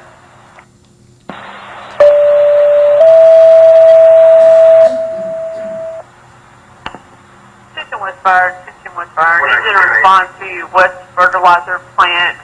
They have a fire out there again. West Fire out to West Fertilizer plant. How much situational awareness do you get from that radio traffic?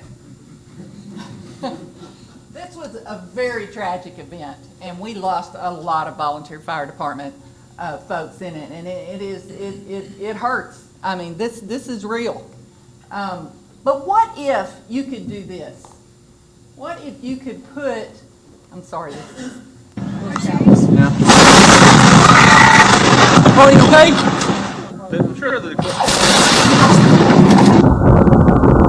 What if you could put that kind of situational awareness into the hands of the officer? What if you could bring that kind of awareness to their minds so they know what they've got when they're going in? You know, that's what we have today in our consumer world. We want real-time stuff. This YouTube was actually up within just a few minutes of the explosion. And so in having that kind of situational awareness, you know, they say a picture's worth 1,000 words. It's actually worth more than that, because the description of it's one thing, but the other thing is it's quick. You get it. You know when you see that what you've got. What about GIS? Y'all spend a little money on GIS? I think in Texas we've spent a lot of money on GIS. And you know what's really bad? Is that most of the GIS applications, they work at the EOC. They work back at headquarters. How much of that are we putting into the officers' hands? And when are we going to start doing that? Another thing that was important to us during this event was the material data sheets. And, you know, knowing what you're dealing with when you're out there is a huge issue. And it's not just that you can get that to someone. They can do that on this phone. But can you get it to every one of your officers simultaneously? So everybody has the right information right now when they check in, when they come for mutual aid to help you. Then finally, search and rescue. I came from emergency management role at the Texas Division of Emergency Management, and I'll tell you, search and rescue, that is a hard job. But it's always got a delay in it, doesn't it? I mean, you're out there, you're doing stuff, and how do you get that information back when your networks are down? What if you had a network that real time gave you that upload of information? I know where I've checked. I know what the situation is on the ground out there. That's what we want. And you know, the other thing about West that comes to mind is West is a little bitty town. It's basically known for kolaches. That's where everybody stops when they go from Austin up to Dallas. There's nothing there. It's maybe 3,000 to 5,000 people at the most. This can happen anywhere. Anywhere. You're going to need support, and that's what FirstNet's trying to build for you. Now, Boston was another incident that, of course, everybody heard about, and let's listen to some radio traffic. Delta 984, sir, go. Help us from the medical tent. Get as many people up here as you can from the medical tent. All right. Delta 984, send Mark to the corner of Wing and Huntington. Walk that road, get the through. We're going to need more animals there. We need some more animals. So, tragic, tragic event. You know, a lot of people don't realize how well the land mobile radio system worked in this event. Had this happened before 9/11, they wouldn't have had near the level of interoperability. And if you read the documentation on it, they did actually work very well on their land mobile radio. But was it enough? Because for 90 minutes, at least most of the primary carriers in the area were down. 90 minutes. That's a long time when you have unknown assailants out there and you're trying to get a grip on what you know and distributing information and getting information in, but also out to the officer. So what if it were different? What if they'd had a network that they could count on to see video, to have that all-important GIS information that we talked about? What about pictures of the suspects? Now, I do not want to mislead you. The MIT officer that was killed was probably ambushed. He probably never saw what was coming. That's what most of the reports say. But the point is this, do you need a picture of a suspect, or is a description of them good enough? In Texas, we don't think it's good enough. Our officers need more. And so that's why this is so important to us to move forward with public safety broadband. This is an interesting thing that was actually pointed out by, I believe Michael brought this up to me. I had not seen this. The city of Seattle actually came out last week or a couple of weeks ago, September 4th, and they said that people should stop streaming video from the football games, the Seattle Seahawks football games.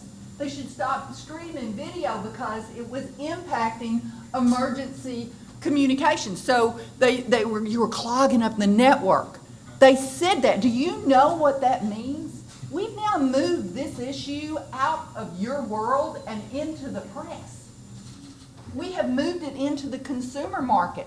They understand now that networks are impacted by their videoing and their texting and things like that. And the mayor actually, was pushing this. Now, if you read the blogs that go with it, they were highly critical, because they don't understand the issue. They don't understand that carriers can't build a network big enough, and that cities can't fix the problem on their own, except to build another network. And of course, the carriers are out there, and that's what you depend on today. But what this is going to bring you is a nationwide dedicated public safety broadband network. Now, in Texas, the timeline for this has really been pretty extended. Of course, it all started in 2001 when there was that commission after 9/11 that said we're going to push for a nationwide interoperable network. But in 2008, which is actually Hurricane Ike, the folks in Harris County, which is the Houston area, were sitting on the freeways, and they were the lucky ones because they had this in the car. They could talk to someone. Nobody else in the cars could because the networks were down because of the congestion, right? And so they realized, however, that what everybody wanted from them was data. Send me that spreadsheet. Where are you going next? That kind of thing. And so they began to realize that data was mission critical. And in 2009, they applied for some of that 700 spectrum and a port security grant. And in 2010, DPS actually joined them in that effort. And the reason GPS joined them was that when you have so many people in the same area start contending for spectrum, well, it became necessary for somebody to kind of be okay, who in Texas is going to do what? And be that single point of contact, such as Karen is for California. So in 2011, Texas was the only waivee that was allowed to continue to build. And that's for a number of different reasons, but primarily because it was funded with a port security grant. In 2012, however, when FirstNet started, of course, as Pat told you, in order to give FirstNet time to get their feet on the ground and get moving, everybody was stopped where they were. We had 14 sites that were up, and so we were able to keep those going. So in 2013, one of the things we did was actually ask FirstNet to come down to Texas and see what we had done. And some of the board members, such as Sue Swinson, was there. And we showed them the network and what it could do kind of live out there in the Baytown area where we have it turned up, and also up at Disaster City where our core is at College Station. We showed them some live demonstrations, if you will, rubble cams and search and rescue efforts there. Also EMS applications and emergency room doctors doing evaluations. And then, of course, in 2014, we've begun to work on our outreach and education program, and we did get the SMLA signed for our Harris County partners. So the Texas SMLA is the spectrum that Harris County needs to build out entirely.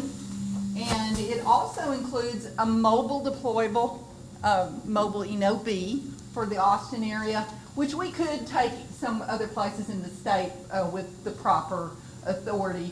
And then we also retain a site at College Station where our core is. So what have we learned on this road to LTE?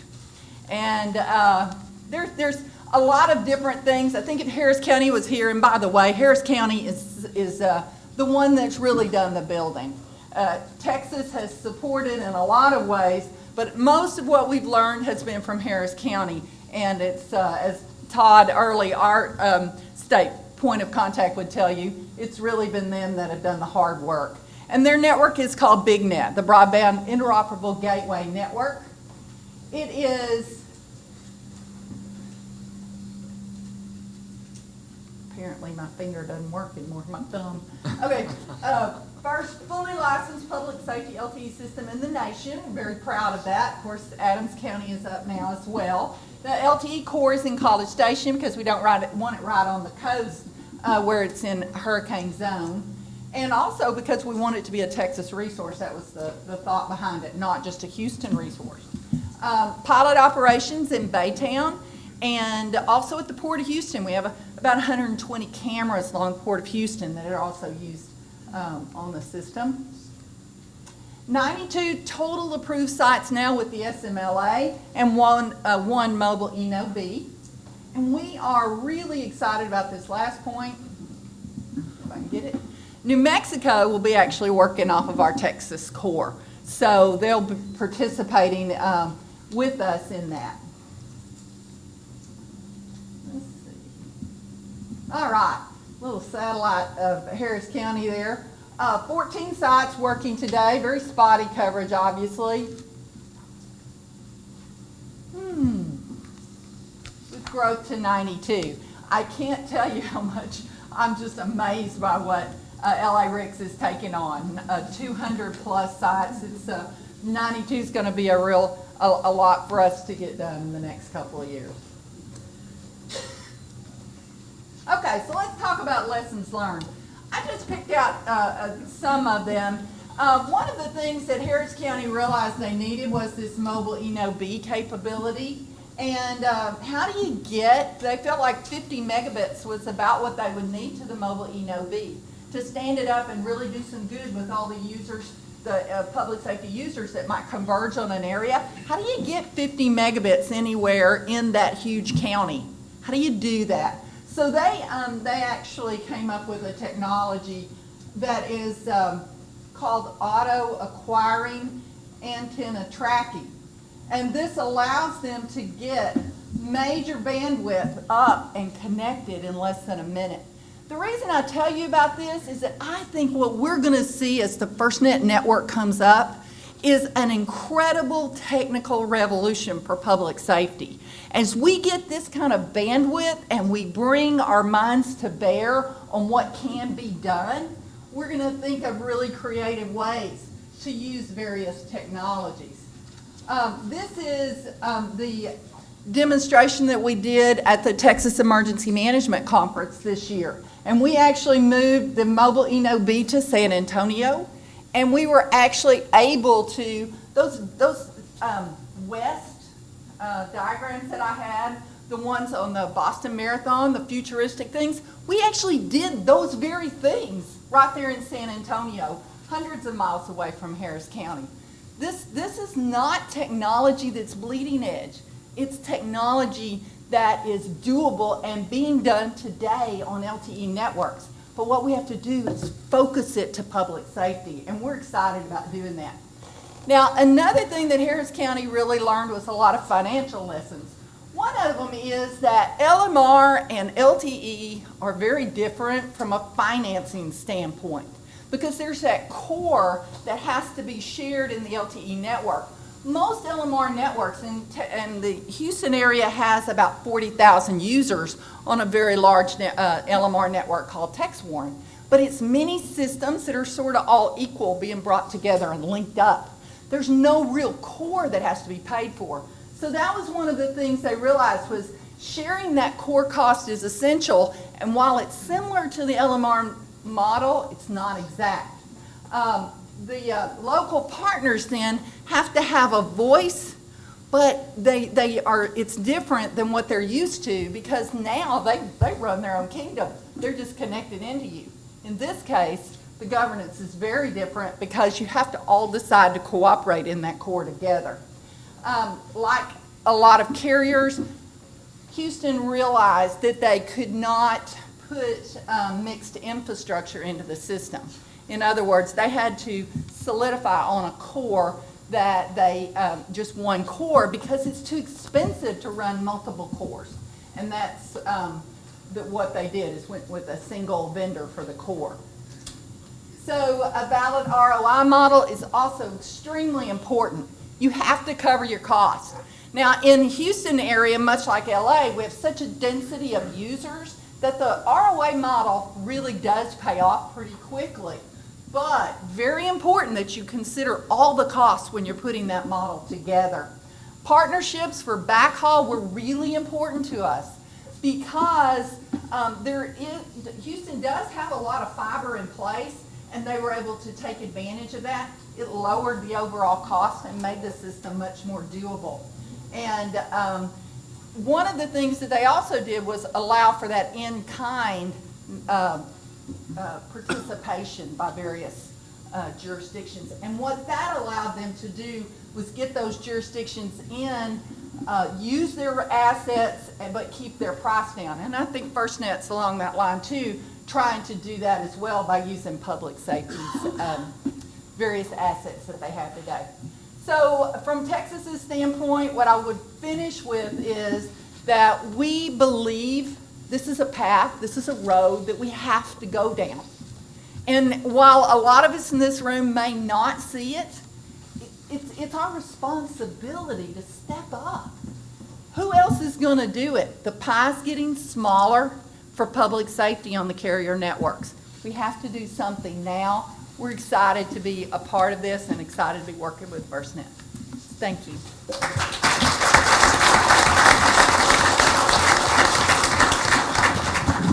Were there any tech questions?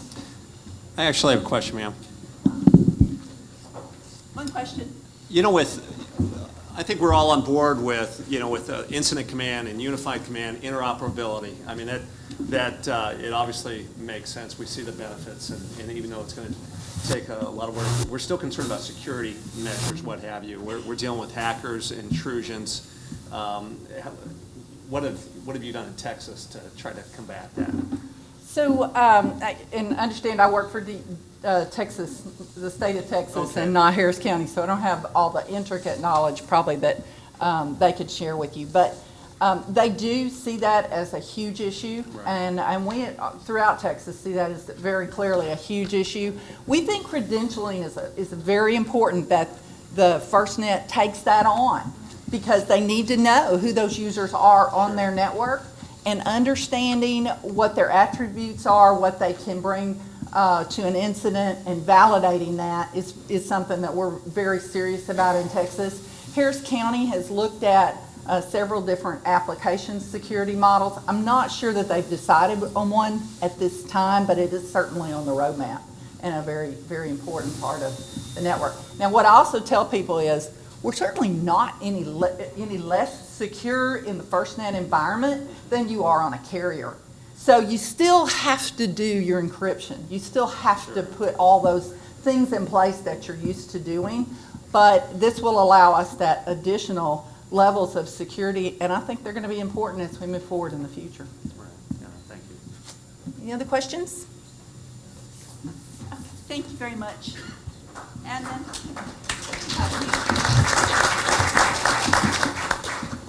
then, our next presenter is, I just got messed up here, local law enforcement from a local perspective.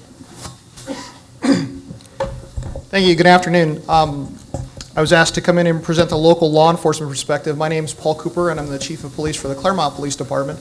I'm also the President of the Los Angeles County Police Chiefs Association, which represents the 45 independent cities within Los Angeles County that provide municipal law enforcement services. So I actually have about 25 minutes of a presentation, but seeing that time's running short, I'll cut it short for you, and no slides for you. I want to take you to a perspective. A lot of people have talked tonight about throughput, bandwidth, and we all, boots on the ground, people talk about a pipe. And we all know that our current carriers, whether you're Verizon, whether you're Sprint, AT&T, they've got a pipe that doesn't really care about if you're public safety, if you're fire, you're police. They care about the paid users that are there. And we have all experienced when that pipe gets overcrowded, and it seems to happen during a critical incident when we need that bandwidth. Some of the things that we take for granted when we don't need bandwidth is when we want to do streaming video. We have a pretty large video system in the community that I represent, 50 cameras, and we don't even use Verizon. We use our own network because when we started to hook up to Verizon, we found the bandwidth wouldn't let us do 25, 30 frames per second because they'd throttle us back. We have surveillance cameras, pole cameras that we put up to watch drug houses and gang houses. And again, we don't get the bandwidth with Verizon or Sprint, and we have to use those because we can't use those pole cameras on the infrastructure that exists. So a couple of things that I want people to leave here with today, experiences that we've had with technology where we just see FirstNet and my counterparts at the other agencies that I represent, that we just see FirstNet as this solve-all solution for us when it comes to this bandwidth problem. So in Claremont, we have one of the largest deployments of automated license plate readers in the county, second only to LA County Sheriff's and LAPD. We run 40 fixed cameras. Those cameras run about 24 million plates per year of vehicles that come through our cities on ingress and egress points. They run on our network because we don't hook up because we don't want the throttling issue with Verizon. 17,000 hits a year out of those 24 million to people that are wanted, vehicles that are wanted. We had an incident where a gentleman that was wanted out of the city of Glendora, his plate was entered in the wanted person system. He had committed a rape and set his victim on fire, and they had not found him for 4 months. Within a day of him traveling through our system, but he got through too quickly, but the city next door who listens to our radios, because we can't provide network coverage for him because we're on our own network, they were able to capture him after a short pursuit. I use that as an example because if we had FirstNet up and running in Los Angeles County, we would be able to share all of our ALPR data with the cities of Pomona, the cities of Laverne, the city of Upland, even though they're in San Bernardino County, all the cities around in real time. That's just huge for us as far as a force multiplier in being able to deal with crimes that occurs. Now, partnerships. Last year we had the Claremont colleges are within the city of Claremont, so there are 5 undergraduate colleges. They have a field station, it's about 500 acres, the Bernard Field Station. So last year it hadn't burned in over 35 years.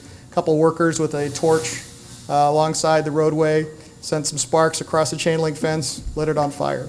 The vegetation was so dense that I would not see anybody in this room, was the issue with the smoke. And so we had 200 homes that surround this on the north side and the east side. And so for 20 minutes before the first firefighting helicopter arrived, we were blind. We had no idea if we needed to evacuate. Fire wasn't sure if we needed to evacuate. We had to move the command post twice because of smoke. Now FirstNet was live. We could have launched, before people get excited, once the legislature and FAA tell us, we could have launched a drone and sent a satellite feed or a feed down from the drone to the unified command post with police and fire, and we would have seen instantly what Ontario police saw when they arrived, only because I have two partners that are friends that work for the air support. They heard us on the radio, they came over, they flew, and one of them showed up on in a vehicle with a video downlink. And they were able to show us just as we were about to start evacuating the first 100 homes. We had sheriff's personnel from the LA County, we had Pomona, we had Upland, we had Ontario. We had 50 police officers there, 7 strike teams, so 35 fire engines, and all of us were kind of dead in the water until this helicopter arrived to give us a bird's eye view of what was going on. FirstNet's up and running. We're putting that, with approval, that drone up in the sky, and we're seeing firsthand what's going on. We have a 500-acre wilderness park that's 390,000 people a year go to. We've had missing people. We had a gentleman, unfortunately, that killed himself up there. We had to use helicopter resources, and when they're not available, we have to use search and rescue and other volunteers. And just the technologies that are available will allow us to be a force multiplier, reduce manpower, and let us see the big picture much sooner is what FirstNet is all about. That's what the local law enforcement looks for FirstNet to provide to us. That's all I have. Is there any questions?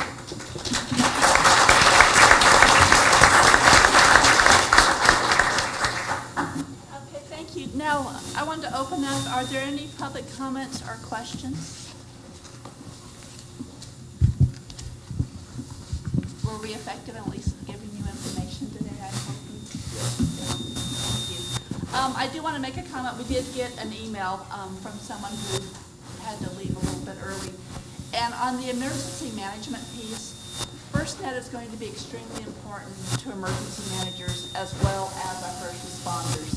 And so we will be talking about that more as we go, but we do have our mutual aid, and we do have, we will be, we're with the Governor's Office of Emergency Management. So we will absolutely be working closely with emergency management as we move forward as well with FirstNet. So I just wanted to let folks know, because we've been kind of focusing on our first responders, wildfire, and EMS, but emergency management is equally important in all of this. So with that, and there's no questions from the public, I want to thank everybody for attending today. And please get involved. We want your opinions and input. Thanks so much.